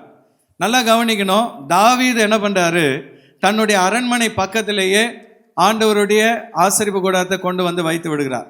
அப்போ தன் அரண்மனையிலே ஒரு நாள் அவள் உலாத்தி கொண்டிருக்கும் பொழுது அந்த மிக்வா என்று சொல்லப்படுகிற அந்த தொட்டியிலே ஸ்நானம் பண்ணுகிற பத்சேபாளை பார்த்த உடனே தாவீதின் புத்தி மழுங்கி விடுகிறது. அவள் அடுத்தவனுடைய மனைவி என்பதை அறிந்தும் அவர் என்ன பண்றாரு, தன்னுடைய அரண்மனைக்கு அவளை வரவழைத்து அவள் வாழ்க்கையை நாசம் பண்ணி விடுகிறார். அந்த பத்சேபாள் ஒன்றும் பேச முடியல. ஏன்னா தேசத்தின் ராஜா ஏதாவது பேசினா கொலை செய்து விடுவான். ஒன்றும் பேச முடியல. அவள் கண்ணீரோடு தன் வீட்டுக்கு போய் விடுகிறாள். இதற்கு இடையிலே அவள் கர்ப்பமாக இருக்கிறாள் என்று தாவீதுக்கு தகவல் வந்தவுடனே தாவீது என்ன பண்றான், தான் செய்த தவறை மறைப்பதற்காக பத்சேபாளுடைய கணவர் உரியாவை வரவழைத்து நீ வீட்டுக்கு போய் ரெஸ்ட் எடுத்துட்டு வாப்பான்னு அனுப்புகிறார். ஆனால் அந்த உரியாவோ, என்னுடைய நண்பர்கள் எல்லாரும் போர்க்களத்தில் இருக்கும் பொழுது நான் வீட்டுக்கு போக மாட்டேன் என்று சொல்லி அரண்மனையிலே படுத்து விடுகிறார். தாவீதுக்கு வேற வழி இல்லை, தான் செய்த பாவம் வெளிப்பட்டு விட போகிறது என்று சொல்லி கொடூரமாக உரியாவை போர் முனையிலே கொலை செய்து விடுகிறார். நல்லா கவனிக்கணும். பத்சேபாளுடைய நிலைமை யோசிச்சு பாருங்க. அவள் தன் கணவனை உயிருக்குயிராய் நேசித்தாள். உரியா தன்னுடைய மனைவி பத்சேபாளை ஒரு ஆட்டுக்குட்டியை போல நேசித்தார் என்று நாத்தான்வேல் சொல்லுகிறார். இப்படிப்பட்ட அந்த குடும்பத்திலே தாவீது தன்னுடைய அதிகாரத்தை பயன்படுத்தி அந்த குருவி கூண்டு போன்ற இருக்கிற குடும்பத்தை கலைத்து விடுகிறார். சில நேரத்தில் அன்பான தேவ பிள்ளைகளே, நம்முடைய வாழ்க்கையில கூட சில வேளைகளில் அநியாயமாக பாதிக்கப்பட்டிருக்கலாம். நீங்க பத்திரிகைலாம் வாசிங்கன்னா நிறைய காரியங்கள் இன்றைக்கு பார்க்கும்பொழுது ரொம்ப வேதனையான காரியங்கள். வாலிப பிள்ளைகளை ஆசிரியர்களே கெடுத்து போட்டு விடுகிறதை பார்க்கிறோம். ஆசிரியர்கள் குரு கடவுளுக்கு சமம்னு சொல்லி முன்னோர்கள் சொல்லி இருக்கிறாங்க. அவர்களையும் நம்ப முடியல. ஆசிரியர்களே பிள்ளைகள் வாழ்க்கையை கெடுத்து விடுகிறார்கள். நீங்க பேப்பர்லாம் படிச்சீங்கன்னா நம்ப முடியாத காரியங்கள் தேசத்தில் நடக்கிறது. அது ஒரு பக்கம் இருக்கட்டும். தாவீது ராஜா வேலி புல்லை மேய்ந்தது போல அந்த இடத்திலே பத்சேபாளை பாதுகாக்க வேண்டிய தாவீது அவள் வாழ்க்கையை கெடுத்து போட்டு விடுகிறான். ஆனால் ஆண்டவரோ அந்த பத்சேபாளை கண்ணோக்கி பார்க்கிறார். ஒரு அல்லேலூயா சொல்லலாமா? அந்த பத்சேபாளுக்கு தாவீது செய்த காரியம் கர்த்தரின் பார்வையில் பொல்லாததாக இருந்தது. 2 சாமுவேல் 11வது அதிகாரம் 27வது வசனம். எல்லாரும் சேர்ந்து வாசிங்க பார்க்கலாம். துக்க நாள் சென்ற பின்பு உரியா மரித்து அந்த துக்க நாள் சென்ற பின்பு தாவீது அவளை அழைத்தனுப்பி தாவீது பத்சேபாளை அழைத்தனுப்பி தன் வீட்டிலே சேர்த்து கொண்டான். தன் வீட்டிலே சேர்த்து கொண்டு அவள் அவனுக்கு மனைவியாகி அவனுக்கு ஒரு குமாரனை பெற்றாள்.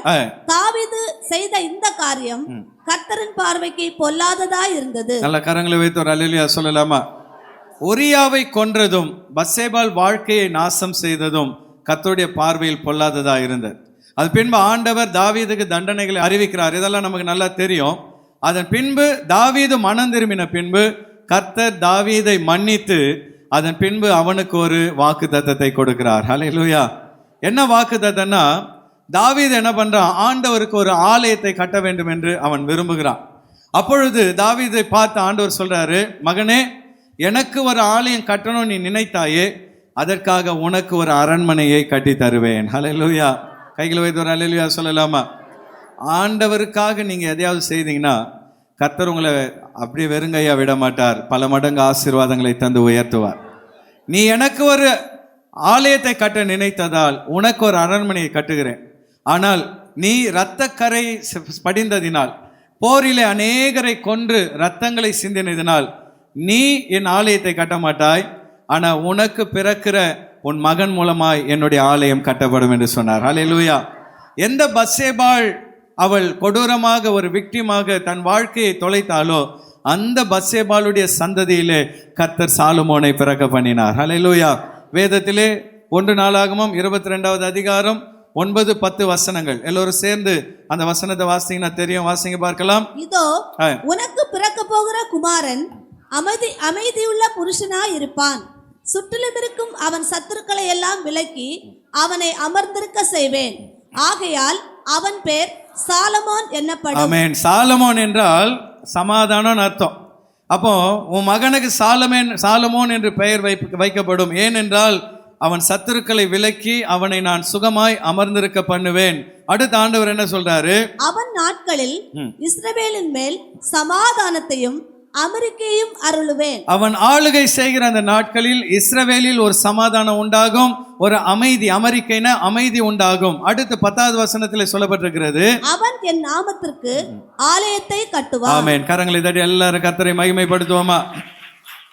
இந்த சாலமோன் என் நாமத்தின் மகிமைக்காக ஒரு ஆலயத்தை கட்டுவான். ஹல்லேலூயா. வரலாற்றில் நம்ம பார்க்கிறோம், சாலமோன் கட்டின ஆலயத்தை போல இதுவரை உலகத்தில் எந்த ஆலயமும் கட்டப்படவில்லை. ஆமென். அத்தனையும் தங்கத்தினால் இழைத்தார். ஆலயம் முழுவதும் தங்கத்தினால் கட்டினார். அதனால தான் எதிரிகள் வந்து அந்த ஆலயத்தை இடித்து தங்கத்தை எல்லாம் எடுத்துக்கொண்டு போனார்கள், பாபிலோனியர்கள். அன்பான தேவ பிள்ளைகளே, ஆண்டவர் இயேசு கிறிஸ்து அந்த சாலமோனின் சந்ததியில் பிறக்கிறதை பார்க்கிறோம். பத்சேபாலை போல நீங்கள் பாதிக்கப்பட்டிருந்தால், அநியாயமாக மற்றவர்களால், அதாவது பணம் வைத்திருக்கிறவர்கள், அதிகாரம் உடையவர்கள் உங்களை நெருக்கி கொண்டிருந்தால் நீங்க கவலைப்படாதீங்க. கர்த்தர் பத்சேபாலை உயர்த்தினது போல உன்னை உயர்த்த வல்லமையுடைய தேவனாக இருக்கிறார்.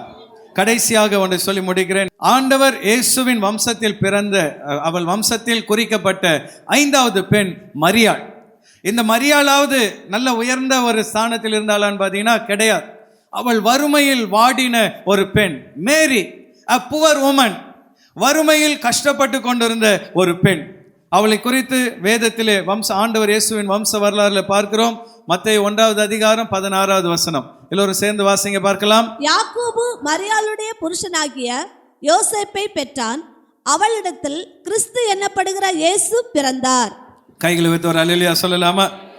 மரியாளிடத்தில் கிறிஸ்து என்னப்படுகிற இயேசு பிறந்தார்.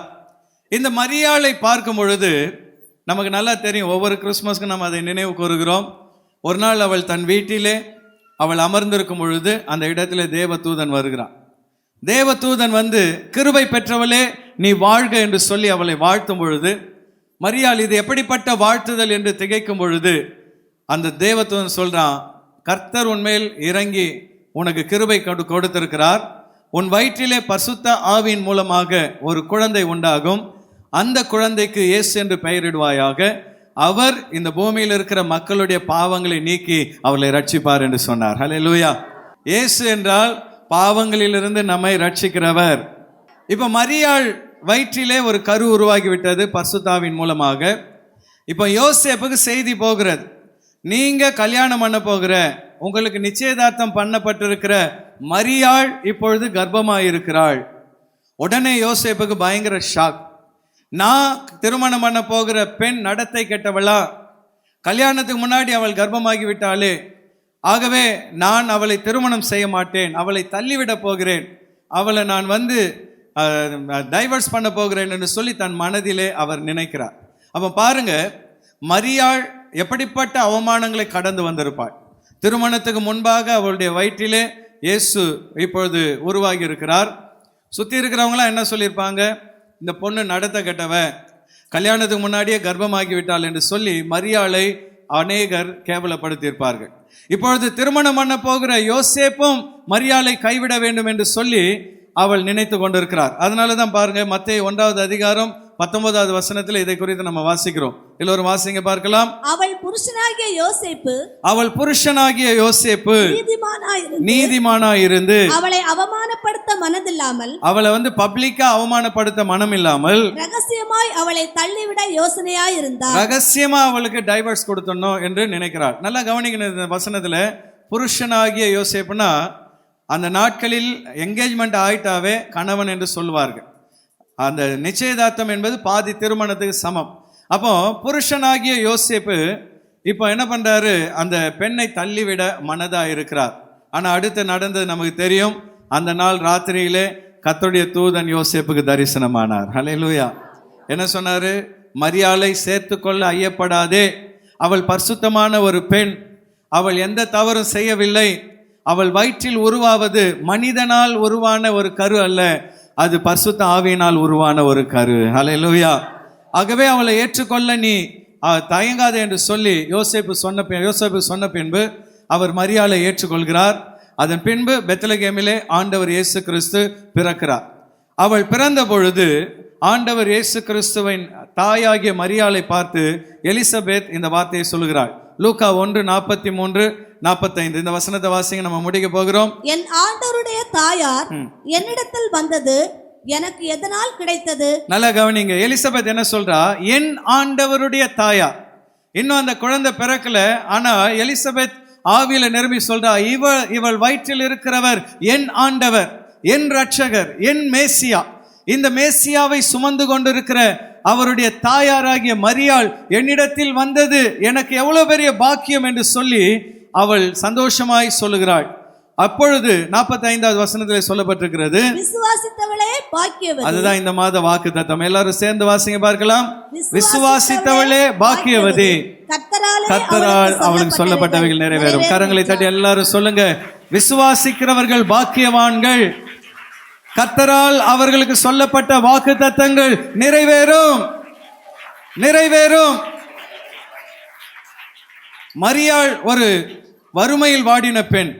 ஏன் அப்படி சொல்றேன்னு பார்த்தீங்கன்னா, வசதியானவங்க தன் குழந்தை பிறந்தவுடன் பலி செலுத்த ஒரு ஆட்டையோ மாட்டையோ கொண்டு செல்வார்கள். ஏழைகள் தான் புறாவை கொண்டு செல்வார்கள். ஆடு மாடு வாங்க பணம் இல்லாதவங்க தான் புறாவை கொண்டு செல்வார்கள். இயேசுவுக்கு பலி செலுத்த தேவாலயத்தை அவர்கள் போன பொழுது ஒரு புறா குஞ்சை கொண்டு போனார்கள் என்று வேதம் சொல்கிறது. அப்படி என்றால் மரியாளும் யோசேப்பும் வறுமையில் வாடினவர்கள். அவர்கள் தங்க இடமில்லாமல் சத்திரத்தில் தங்கினார்கள். ஆண்டவர் இயேசு நம்மை போல ஹாஸ்பிட்டல்ல பிறகுல மாட்டு கொட்டகையிலே பிறந்தார். ஹல்லேலூயா. அவர் நினைத்திருந்தால் ஏரோதுவின் அரண்மனையில் பிறந்திருக்க முடியும். ஏன் அவர் மாட்டு கொட்டகையில் பிறந்தார்? ஒரே ஒரு காரியத்தை அவர் வெளிப்படுத்துகிறார், நான் ஏழைகளை நேசிக்கிறேன். ஹல்லேலூயா. எல்லாரையும் நேசிக்கிறார். அதே நேரத்தில் ஏழைகளை, தரித்திரர்களை அவர் நேசிக்கிறார். அவர்களை மீட்டெடுக்கவே கர்த்தர் இந்த பூமிக்கு வந்தார். ஹல்லேலூயா. இன்னொரு வகையில் சொல்ல போனா, ஏழையா இருக்கிறவங்க ஏழையாகவே இருக்கணுன்றது ஆண்டவர் சித்தம் அல்ல. அவர்கள் முதலாவது விசுவாசத்தில் ஐஸ்வர்யம் உள்ளவர்களாய் மாற வேண்டும். அதன் பின்பு வாழ்க்கையில் ஒரு குறைவும் இல்லாமல் வாழ வேண்டும் என்று கர்த்தர் விரும்புகிறார். பவுல் சொல்கிறார், நீங்கள் ஒன்றிலும் குறைவில்லாதிருக்கும்படி புறம்பே இருக்கிறவர்களுக்கு முன்பாக யோக்கியமாயிருங்கள் என்று சொல்கிறார். அப்படின்னா என்ன அர்த்தம்? கர்த்தருடைய பிள்ளைகள் ஒன்றிலும் குறைவுள்ளவர்களாக இருக்கக்கூடாது, எல்லாவற்றிலும் நிறைவுள்ளவர்களாக இருக்க வேண்டும். நம்முடைய கரம் வாங்குகிற கரமாய் இருக்கக்கூடாது, கொடுக்கிற கரமாய் மாற வேண்டும். நம்முடைய கரம் அநேகருக்கு கொடுக்கிற கரமாய் உயர்த்தப்பட கர்த்தர் விரும்புகிறார். ஹல்லேலூயா. மரியாள் ஏழையாக இருந்தாள், ஆனால் அவள் ஏழையாகவே வாழவில்லை. ஆண்டவர் இயேசு பிறந்த பின்பு அவருக்கு காணிக்கையாக என்னென்னலாம் வந்தது? பொன் வந்தது, வெள்ளை போலம் வந்தது, தூப வர்க்கம் வந்தது. கர்த்தர் அவர்களை குறைவில்லாமல் வழி நடத்தினார். இந்த காலை வேளையிலே, இந்த கிறிஸ்மஸ் நாளிலே ஆண்டவர் இயேசுவின் வம்சத்தை பார்க்கும் பொழுது 5 பெண்கள் அதில் குறிப்பிடப்படுகிறார்கள். 5 பேரும் ஏதாவது ஒரு வகையில் பாதிக்கப்பட்டவர்களாக இருந்தார்கள். அவர்கள் வம்சத்தில் இயேசு பிறந்து இன்றைக்கு நமக்கு அவர் சொல்லுகிற செய்தி, நான் இந்த உலகத்தில் எல்லாரையும் நேசிக்கிறேன். அல்லேலூயா. ஏழை பணக்காரன், நல்லவங்க கெட்டவங்க எல்லாரையும் கர்த்தர் நேசிக்கிறார். தம்மை விசுவாசிக்கிற யாவரையும் உயர்த்த அவர் வல்லமையுடையவராக இருக்கிறார். திருவள்ளூர் பகுதியிலே சேகர் என்கிற ஒரு வாலிபர் இருந்தார். சின்ன வயதிலே அவருக்கு போலியோ வந்து ஒரு கால் விழுந்து விட்டது. நொண்டி தான் நடப்பார். இதற்கு இடையிலே அவருடைய தகப்பனாரும் மரித்து விட்டார். விதவை தாய் விறகு வெட்டி அதில் வர்ற பணத்தை வைத்து இந்த பிள்ளைகளை படிக்க வைத்தார். 10வது முடித்த உடனே மேலே படிக்க வழி இல்லை, சென்னைக்கு வேலைக்கு வந்துட்டார். ஒரு ஹோட்டலில் அவர் வந்து கிளீனராக சேர்ந்தார். அப்போ ஒரு நாள் ஓனர் கூப்பிட்டு சொன்னார், டேய், உனக்கு வந்து இந்த வேலை செட் ஆகாது, நீ வந்து இனி எதுக்குமே லாய்க்கு இல்லை, திரும்ப கிராமத்துக்கு போயிடுன்னு சொல்லி அனுப்பிவிட்டார். இந்த சேகர் அழுது கொண்டே தன்னுடைய கிராமத்துக்கு வந்தார். அம்மாவும் கஷ்டப்படுகிறார்கள், தனக்கும் போலியோ, படிக்கவும் வழி இல்லை, வாழவும் வழி இல்லை, வேலையும் கிடைக்க மாட்டேன் என்கிறது. இனி இந்த உலகத்தில் ஏன் வாழணும்னு சொல்லி தற்கொலை செய்யலாம் என்று சொல்லி அவர் ஏரியை நோக்கி சென்று கொண்டிருந்தார். கிராமத்தில் இருந்த ஒரு ஏரியில குதித்து தற்கொலை செய்து கொள்ளலாம் என்று அவர் போய் கொண்டிருந்தார். அப்பொழுது அந்த வழியாய் ஆடு மாடு மேய்த்து கொண்டிருந்த ஒரு மனிதர் இவர் ஏரியை நோக்கி வேகமாய் போகிறத பார்த்து இவர் கையை பிடித்து நிறுத்தி, சேகர் எங்கடா போற, என்ன இவ்வளோ வேகமாக போறேன்னு ஒன்று அவர் உடனே கதறி கதறி அழ ஆரம்பித்தார். நான் இந்த உலகத்தில் வாழ தகுதி இல்லாதவன், அப்பா கிடையாது, அம்மாவும் விறகு வெட்டி என்னை கஷ்டப்பட்டு போஷிக்கிறாங்க, காலம் கிடையாது, படிப்பும் கிடையாது, நான் வாழ விரும்பவில்லை, சாக போகிறேன் என்று அவர் கதறி அழுதார். அப்பொழுது அந்த ஆடு மேய்க்கிறவர் சேகரை பார்த்து சொன்னார், நீ ஏண்டா சாகணும், உன்னை வாழ வைக்க தான் ஒரு தெய்வம் இந்த பூமியில மனிதனாய் வந்தது, உன்னை வாழ வைக்க தான் அந்த தெய்வம் சிலுவையில் தன் உயிரை கொடுத்தது, நீ ஏன் சாகணும், அந்த தெய்வத்தை நம்பு, அந்த தெய்வம் உன்னை கைவிடாது என்று சொன்னார். உடனடியாக அந்த சேகரை தான் போகிற சர்ச்சைக்கு கூட்டு போனார். கூட்டு போனவர் பெரிய படித்தவர் கிடையாது, அவரே என்ன வேலை தான் செய்கிறாரு, ஆடு மேய்க்கிற வேலை தான். அவர் நேராக சர்ச்சைக்கு கொண்டு போய் விட்டார். சேகர் அந்த சபைக்கு போய் சத்தியத்தை அறிந்தார், ரட்சிக்கப்பட்டார், ஞானஸ்நானம் பெற்றார், கர்த்தருடைய ஊழிய அழைப்பை பெற்றார். அல்லேலூயா. எவனையும் பயன்படுத்த கர்த்தர் வல்லமுடையவராக இருக்கிறார். ஆமென். அவர் நேராக நம்ம திருவேற்காடு பக்கத்தில் சுந்தர சோழவரத்தில் தான் வந்து ஊழியத்தை ஆரம்பித்தார். ஆண்டவர் ஆரம்பத்தில் மிகுந்த வறுமையில் கஷ்டப்பட்டார். ஆனால் கர்த்தர் அவருடைய உண்மையையும் விசுவாசத்தையும் பார்த்து படிப்படியாய் அவரை உயர்த்தினார். அல்லேலூயா. நல்ல பாடக்கூடிய தாளந்தை கொடுத்து அருமையான பாடல்களை எழுதக்கூடிய கிருபையை கொடுத்தார். இன்றைக்கு உலகம் முழுவதும் லூக்கா சேகர் என்கிற பெயரில் கர்த்தருடைய ஊழியத்தை செய்து வருகிறார். நல்ல கரங்களை தட்டி கர்த்தரை மகிமைப்படுத்துவோமா? அல்லேலூயா. ஒவ்வொருத்தரும் சாட்சி சொல்ல சொன்ன மணிக்கணக்கில் சொல்லிக்கொண்டே போகலாம். ஆண்டவர் நல்லவர்களையும் நீதிமான்களையும் அல்ல, சமுதாயத்தினால் புறக்கணிக்கப்பட்ட, வெறுக்கப்பட்ட, தள்ளப்பட்ட ஏழைகளையும், நோயினால் கஷ்டப்படுகிறவர்களையும், பாவ சாபத்தினால் வேதனைப்படுகிறவர்களையும், தரித்திரர்களையும் மீட்கவே இந்த பூமிக்கு மனிதனாய் வந்தார். அல்லேலூயா. இந்த காலை வேளையில் அன்பான தேவ பிள்ளையே, அவர் யாருக்காகவோ பிறந்தார் நினைக்காதீங்க, கர்த்தர் நமக்காகவே பிறந்தார். எல்லாரும் சொல்லுங்க, இயேசு எனக்காகவே பிறந்தார், என்னை மீட்கவே பிறந்தார், எனக்காகவே இந்த பூமியிலே வந்தார், எனக்காகவே மரித்தார், எனக்காகவே உயிரோடு கூட எழுந்தார், இப்பொழுதும் எனக்காகவே என்னோடு கூட இருக்கிறார். விசுவாசிக்கிற எல்லாரும் ஒரு முறை கூட கர்த்தரை ஸ்தோத்திரம் பண்ணுவோமா? ஸ்தோத்திரம், ஸ்தோத்திரம், ஸ்தோத்திரம், ஸ்தோத்திரம். ஆண்டவர் இந்த கிறிஸ்மஸ் நாளிலே யாருக்காகவோ பிறந்தார் என்று நினைக்காதீங்க, அவர் எனக்காகவே பிறந்தார். ஹல்லேலூயா. அவர் எனக்காகவே வந்தார், என்னை ஆசீர்வதிக்கவே அவர் என்னோடு கூட இருக்கிறார். கர்த்தர் நம்முடைய மத்தியிலே அசைவாடி கொண்டிருக்கிறார். உள்ள வெளியே இருக்கிற எல்லாரும் கரங்களை தட்டி நம்முடைய மத்தியிலே அசைவாடி கொண்டிருக்கிற இயேசுவை எல்லாரும் ஸ்தோத்திரம் பண்ணுங்க. அவருடைய வம்ச வரலாறை பார்க்கும் பொழுது 5 பெண்களை குறித்து பார்க்கிறோம். 5 பெண்களும் பாதிக்கப்பட்ட பெண்கள், சமுதாயத்தினால் வெறுக்கப்பட்டவர்கள். அதில் முதலாவது தாமார், அவளுக்கு நியாயமாய் கிடைக்க வேண்டிய உரிமை மறுக்கப்பட்டது. எல்லாரும் கரங்களை தட்டி சொல்லுங்க, என் உரிமை மறுக்கப்பட்டாலும் கர்த்தர் எனக்காக யுத்தம் பண்ணுவார். எல்லாரும் வாய் திறந்து சொல்லுங்க, எனக்கு நியாயமாய் கிடைக்க வேண்டிய உரிமைகள் மனிதர்கள் மறுத்தாலும் கர்த்தர் எனக்காக அவைகளை வாங்கி தருவார். அவருடைய முத்திரை மோதிரத்தை தந்து என்னை உயர்த்துவார். ராகா புறக்கணிக்கப்பட்ட பெண், சமுதாயத்தினால் ஒதுக்கி வைக்கப்பட்டவள், அவள் ஊருக்கு வெளியிலே தள்ளப்பட்டவள். ஆனால் இஸ்ரவேலின் தேவனை நம்பி வந்த பொழுது அவள் தன்னுடைய மக்கள் நடுவிலே குடியிருக்க பண்ணினார். நல்ல கரங்களை தட்டி ஆண்டவரை ஸ்தோத்திரம் பண்ணுங்க. யார் என்னை ஒதுக்கினாலும், யார் என்னை வேண்டாம் என்று சொன்னாலும், யார் என்னை புறக்கணித்தாலும் கர்த்தர் அருகில் என்னை வைத்திருக்கிறார். எத்தனை பேர் அதை விசுவாசிக்கிறீங்க? கர்த்தர் பக்கத்துல நீங்க இருக்கிறீங்க. ஆண்டவருடைய கையிலே அவர் உன்னை வரைந்து வைத்திருக்கிறார். உள்ளம் கையில் அவர் உன்னை வரைந்து வைத்திருக்கிறார். நல்ல கரங்களை தட்டி, அப்பா அருகில் என்னை வைத்திருக்கிறார். மனிதர்கள் என்னை வேண்டாம் என்று சொன்னாலும், மனிதர்கள் என்னை கேவலமாய் நினைத்தாலும் கர்த்தர் அருகில் நான் இருக்கிறேன். ரூத் ஆதரவற்ற ஒரு பெண், ஒரு ஏழை விதவை பெண். ஹல்லேலூயா. ஆனால் அவள் இஸ்ரவேலின் தேவனிடத்தில் அடைக்கலமாய் வந்த பொழுது கர்த்தர் அவளை போவாஸ் மூலமாய் உயர்ந்த அடைக்கலத்தில் வைத்தார். ஹல்லேலூயா. எல்லாரும் கரங்களை தட்டி சொல்லுங்க, நான் கீழே தள்ளப்பட்டாலும், சேற்றிலே தள்ளப்பட்டாலும், புறம்பே தள்ளப்பட்டாலும் கர்த்தர் கன்மலையின் மேல் என்னை நிறுத்துவார். விசுவாசிக்கிற எல்லாரும் சொல்லுங்க, கர்த்தர் கன்மலையின் மேல் என்னை நிறுத்துவார். ஹல்லேலூயா. உளையான சேற்றிலிருந்து அவர் என்னை மீட்டெடுத்து கண்மலையின் மேல் என்னை நிறுத்துவார். ரூத்தை உயர்த்தின கர்த்தர் என்னையும் உயர்த்துவார். ஹல்லேலூயா. பத்சேபாள் பாதிக்கப்பட்ட ஒரு பெண், வாழ்க்கையை தொலைத்த ஒரு பெண், நம்பிக்கை இல்லாத நிலைமையில் இருந்த ஒரு பெண். ஆனால் அந்த பெண்ணை ஆண்டவர் தேர்ந்தெடுத்து அவள் வயிற்றில் சாலமோனை கொடுத்து இஸ்ரவேலின் தேவனாகிய கர்த்தருடைய ஆலயத்தை கட்ட வைத்தார். ஹல்லேலூயா. இந்த காலை வேளையில் அன்பான தேவ பிள்ளையே, சில நேரத்திலே சொந்தக்காரங்களால் நீங்கள் பாதிக்கப்பட்டிருக்கலாம், உங்கள் குடும்பத்தில் இருக்கிறவங்களால நீங்கள் பாதிக்கப்பட்டிருக்கலாம், சுற்றி இருக்கிற மக்களால் நீங்கள் பாதிக்கப்பட்டிருக்கலாம், சமுதாயத்தினால் நீ பாதிக்கப்பட்டிருக்கலாம். ஆனால் இன்னைக்கு உன் மனசில் இருக்கிற அந்த காயங்களெல்லாம் எடுத்து போட்டுட்டு, யார் என்னை வேதனைப்படுத்தினாலும் என் கர்த்தர் என்னை ஆசீர்வதிப்பார். நல்ல கரங்களை உயர்த்தி ஹல்லேலூயா, தலைகளை உயர்த்தி அப்பா முகத்தை பார்த்து சொல்லுங்க, இந்த சமுதாயம் எனக்கு தீமை செய்தாலும், என் உறவுகள் எனக்கு தீமை செய்தாலும், நான் நம்பினவர்கள் எனக்கு தீமை செய்தாலும், பத்சேபாளை உயர்த்தின கர்த்தர் என்னை உயர்த்துவார். அவள் வயிற்றில் சாலமோனை கொடுத்து தேவனுடைய ஆலயத்தை கட்டும் பாக்கியத்தை கொடுத்த கர்த்தர் எனக்கும் ஒரு ஆசீர்வாதத்தை தருவார், என்னையும் உயர்த்துவார்.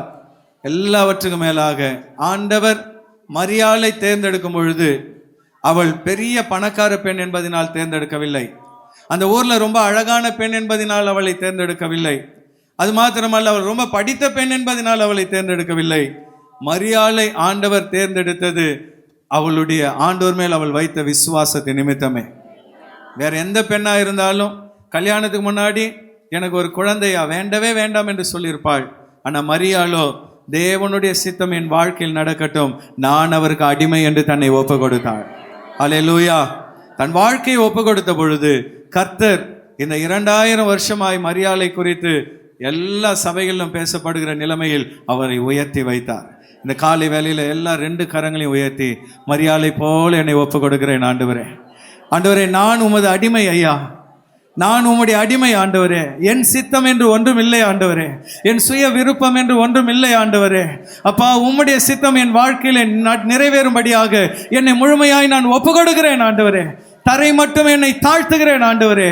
மரியாளை போல இந்த கிறிஸ்துமஸ் நாளிலே என் உள்ளத்தையும் இல்லத்தையும் ஆண்டவர் உம்முடைய கரத்திலே ஒப்பு கொடுக்கிறேன் ஆண்டவரே. ஹல்லேலூயா. தகுதியற்ற நிலைமையில் இருக்கிற என் மேல் நீர் கிருபையாயிருப்பீராக. மரியாள் மேல் கிருபை பொழிந்த ஆண்டவர் என் மேல் உம்முடைய கிருபையை பொழிவீராக. மரியாளை உயர்த்தின கர்த்தர் என்னையும் உயர்த்துவீராக, என்னையும் ஆசீர்வதிப்பீராக. விசுவாசித்தவளே பாக்கியவதி, கர்த்தரால் அவளுக்கு சொல்லப்பட்டவைகள் நிறைவேறும் என்ற வாக்கு தத்தத்தின்படி என் வாழ்க்கையில் உம்முடைய வாக்கு தத்தம் நிறைவேறுவதாக. கர்த்தர் அப்படியே செய்வார் என்கிற நம்பிக்கையோடு கூட எல்லாரும் கர்த்தரை ஸ்தோத்திரம் பண்ணுவோம். நன்றி நன்றி நன்றி நன்றி நன்றி செலுத்துகிறோம் ஆண்டவரே, உடைய நாமத்தை மகிமைப்படுத்துகிறோம் அப்பா. இப்பொழுது நம்மை அர்ப்பணிப்போம். நம்முடைய மத்தியிலே மைக்கேல் வந்திருப்பதை குறித்து மகிழ்ச்சி அடைகிறேன். மைக்கேல் எல்லாருக்கும் தெரியும், இந்த அழகான ஆலயத்தை கட்டி கொடுத்த சகோதரர். இன்றைக்கு கிறிஸ்மஸ் ஆராதனையிலே குடும்பமாக அவர் நம்முடைய ஆராதனையில் வந்திருப்பதை குறித்து மகிழ்ச்சி அடைகிறேன். கேட்ட செய்தியின்படி கர்த்தர் நம்மை ஆசீர்வதிக்கும்படியாக சகோதரர் மைக்கேல் முன்பாக வந்து ஜெபிக்கும்படி அழைக்கிறேன். Michael please come. ஜெபிக்கலாம். பரிசுத்த ஆவியானவரே, நான் ஆசீர்வதிக்கப்பட்ட நல்ல வேலைக்காக நன்றி. இயேசுவே, கர்த்தரையா கொடுத்த பேசப்பட்ட வாக்குத்தத்தங்கள்லாம் ஆமென்றும் ஆமென் என்றும் இருக்கிறது. கர்த்தர் இந்த நல்ல வேலைக்காக ஐயா இயேசுவே, இந்த பண்டிகை நாள் ஒவ்வொரு கிறிஸ்துவ பிள்ளைகள் வாழ்க்கையில் நிறைவேறும்படி கர்த்தரையா அடி நான் ஜெபிக்கிறேன். கர்த்தரையா இயேசுப்பா, என்ன பிரச்சனை, என்ன போராட்டம், எந்த இடுக்கின், எந்த பாதையில், எந்த பள்ளத்தாக்கு வழியாக சென்றாலும் கர்த்தரையா கர்த்தர் அவங்களை நீங்கள் நிலைநிறுத்தும்படி கர்த்தரை அடியை ஜெபிக்கிறேன். கர்த்தர் ஒவ்வொரு நாளும் கர்த்தருடைய பிள்ளைங்க கர்த்தருடைய வேதத்திலேயே சார்ந்து ஐயா கர்த்தருடைய வேதத்தின் வாசல்கள் ஐயா இயேசுவே எப்படிப்பட்டு இருக்கிறதோ அதுக்கேற்ற பண்ணி ஒப்பு கொடுத்து ஜீவிக்கும்படி அடியும் ஜெபிக்கிறேன். இயேசு நாமத்தில் கேட்குறேன், ஜீவனில் நல்ல பிதாவே, ஆமென். Thank you thank you brother Michael. உட்காருவோம். அடுத்து கர்த்தருக்கு காணிக்கை படைக்கிற நேரம். ஆண்டவர் சமூகத்திலே நாம் தேவனுக்கு படைக்க இருக்கிற காணிக்கைகளை கரங்களை எடுத்து வைத்துக்கொள்வோம். நம்முடைய மத்தியிலே மைக்கேலுடைய மனைவி சிஸ்டர் இசைவாணி வந்திருக்கிறாங்க. காணிக்கைக்காக அவர்கள் ஜெபிக்க இருக்கிறார்கள். எல்லாரும் காணிக்கையில் கரங்களை எடுத்து வைத்துக் கொள்ளுங்கள். புதிதாய் வந்திருக்கிறவர்களையும் கர்த்தருக்கு நாம் படைக்க இருக்கிற காணிக்கைகளையும் ஆண்டவர் ஆசீர்வதிக்கும்படியாக சகோதரி ஜெபிக்கும்படி கேட்கிறேன். நம்ம எல்லாரும் கண்களை மூடி தேவ சமூகத்தில் ஜெபிப்போம். அல்லேலூயா. நம்மள ஜெபிக்கலாம். பரிசுத்த ஆவியானவரே, ஆசீர்வதிக்கப்பட்டதான இந்த காலை வேளைக்காக சமூகத்தில் வருகிறோம். இந்த நாளில் மட்டுமாய் வார்த்தையை கேட்டோம். கொடான கொடி நன்றி ராஜா, உம்மை ஸ்தோத்திரிக்கிறோம். ஆராதனை வேளையில் தேவனுடைய நாமம் மகிமைப்பட்டதற்காய் கொடான கொடி ஸ்தோத்திரம் ஆண்டவரே. இந்த வேளையில் கூட உமக்காக படைக்க போகிற ஒவ்வொரு காணிக்கைகளுக்காகவும் சமூகத்தில் வருகிற ஆண்டவரே, யார் யார் எந்தெந்த சூழ்நிலையில் இந்த காணிக்கை கொடுக்கிறார்கள் என்பதை நீர் அறிந்திருக்கிறீர். சிறுக விதைக்கிறவன் சிறுக அறுப்பான், பெருக விதைக்கிறவன் பெருக அறுப்பான் என்று சொன்னீரே. உற்சாகமாய் கொடுக்கிறவனிடத்தில் தேவன் பிரியமாக இருக்கிறீர் ஆண்டவரே. நீங்கள் எந்த அளவினால் அளக்கப்படுகிறீர்களோ அந்த அளவினால் அளக்கப்படும் என்று சொன்னீர் ஆண்டவரே. அதுபோல் ஒவ்வொருடைய கைகளின் பிரயாச வருமானம்லாம் பெருக்கி தேவனுக்கு கொடுக்குற ஒவ்வொன்றையும் அப்பா நீர் திருப்பி 100 மடங்காய் கொடுக்கப்படும் கிருபைகளுக்காய் நன்றி அப்பா. இந்த வருஷத்தில் எவ்வளோ விதமான தேவைகள் இருந்திருக்கோ, ஆனாலும் புதிய வருஷத்தில் தேவன் நிறைவான ஆசீர்வாதத்தை ஒவ்வொருவருக்கும் கட்டளையிட்டு அப்பா பெருக சேவனமாய் செபிக்கிறேன். இந்த சபையை விருத்தி அடைய செய்யுங்க. வருகிற ஒவ்வொரு விசுவாசியும் விருத்தி அடையட்டும். இங்கே வந்தது நல்லது என்று சொல்லி ஒவ்வொருவரும் ஆசீர்வாதத்தின் ஊற்றுகளாய் மாறி சபைகளை தாங்குகிற தூண்களாய் தேவன் மாற்ற வேண்டுமாய் ஜெபிக்கிற அப்படியே பொறுப்பெடுத்து வழிநடத்தி கிருபை நாளை மூடி மறைங்க.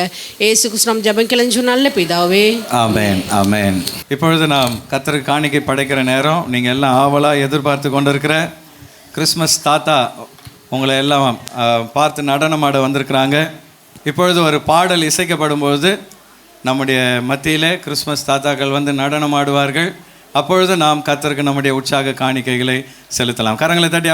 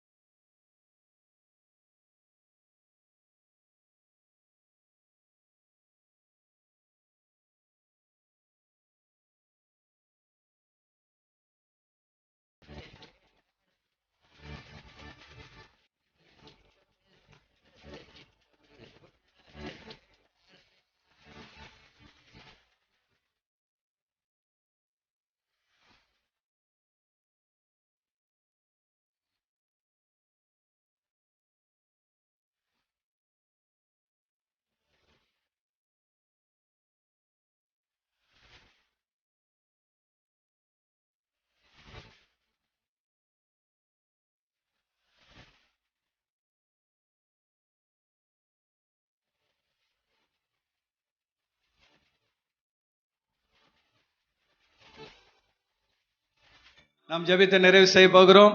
ஒரு முறை கூட உள்ளே வெளியே இருக்கிற எல்லாரும் கரங்களை தட்டி கர்த்தரை நாம் மகிமைப்படுத்துவோம். கிருபையுள்ள நல்ல தகப்பனே, இந்த காலை வேளையிலே உம்முடைய நாமத்தை மகிமைப்படுத்துகிறோம். இந்த கிறிஸ்மஸ் நாளிலே ஆண்டவரே, வெறும் கொண்டாட்டத்தோடு நாங்கள் நிறுத்தி விடாதபடி ஆண்டவர் இயேசு எதற்காக இந்த பூமியில் வந்தீர் என்கிற சத்தியத்தை உணர்ந்து இதை மகிழ்ச்சியாய் கொண்டாட கிருபை தருவீராக. ஆண்டவரே, உம்முடைய வம்சத்திலே 5 பெண்களை வேதத்திலே நீர் எழுதி வைத்திருக்கிறீர். அந்த 5 பெண்களும் ஏதாவது ஒரு வகையிலே பாதிக்கப்பட்டு தள்ளப்பட்ட நிலைமையில் இருந்தார்கள். ஆனால் அவர்களை நீர் ஆசீர்வதித்து நினையாத உயரத்தில் வைத்து அவர்கள் சந்நிதியிலே ஆண்டவரே அவர்கள் சந்ததியில் நீர் பிறந்ததற்காக உம்மை ஸ்தோத்தரிக்கிறோம். இந்த கிறிஸ்மஸ் நாளிலே ஆண்டவரே நீர் ஏழைகளையும் சமுதாயத்தினால் தள்ளப்பட்டவர்களையும் இந்த பூமியிலே பாவிகள் என்று வெறுத்து ஒதுக்கப்படுகிறவர்களையும் நேசித்து தரித்திரர்களை நேசித்து அவர்களை ஆசீர்வதித்து அவர்களை உயர்த்தும்படியாக வந்தீர். இந்த நாளை நினைத்து நாங்கள் மகிழ்ச்சியோடு கொண்டாடவும் எங்கள் வாழ்க்கையிலே நீர் தந்த ரட்சிப்புக்காக இயேசு என்றால் இரட்சகர் என்ற அந்த சத்தியத்தை உணர்ந்து அந்த ரட்சிப்புக்காக உம்மை துதிக்கவும் உம்மை ஸ்தோத்தரிக்கவும் இந்த நாளிலே எங்களை சுற்றி இருக்கிற மக்களுக்கு உம்முடைய அன்பின் செய்தியை சொல்லவும் மகிழ்ச்சியாக இதை கொண்டாடவும் கர்த்தர் கிருபை தருவீராக. உம்முடைய ஊழியனாக பிதா குமாரன் பரிசுத்தாவின் நாமத்தினால் இந்த நாள் ஆராதனையில் பங்கெடுத்த ஒவ்வொருவரையும் வாழ்த்துகிறேன், ஆசீர்வதிக்கிறேன். கர்த்தருடைய ஆசீர்வாதத்தின் கரமும் கிருபையும் உடைய பிள்ளைகளோடு இருந்து வழி நடத்துவதாக. உம்முடைய ஊழியனாக வந்தவர்களை ஆசீர்வதித்து அனுப்புகிறேன். தொடர்ந்து ஒவ்வொருவருடைய உள்ளத்திலும் இல்லத்திலும் ஆண்டவர் சந்தோஷத்தையும் சமாதானத்தையும் நிறைவையும் தந்து வழி நடத்துவீராக. உமக்கு எல்லா துதி கனம் மகிமை நாங்கள் ஏறெடுக்கிறோம். இயேசுவின் நாமத்தினால் ஜெபிக்கிறோம் எங்கள் நல்ல பிதாவே, ஆமேன். கர்த்தர் உன்னை ஆசீர்வதித்து உன்னை காக்க கடவர். கர்த்தர் தம்முடைய முகத்தை உன்மேல் பிரகாசிக்க பண்ணி உன்மேல் கிருபையாயிருக்க கடவர். கர்த்தர் தம்முடைய முகத்தை உன்மேல் பிரசன்னமாக்கி உனக்கு சமாதானம் கட்டளையிட கடவர். ஆமேன். எல்லோரும் சேர்ந்து சொல்லுவோம், என் ஆத்துமாவே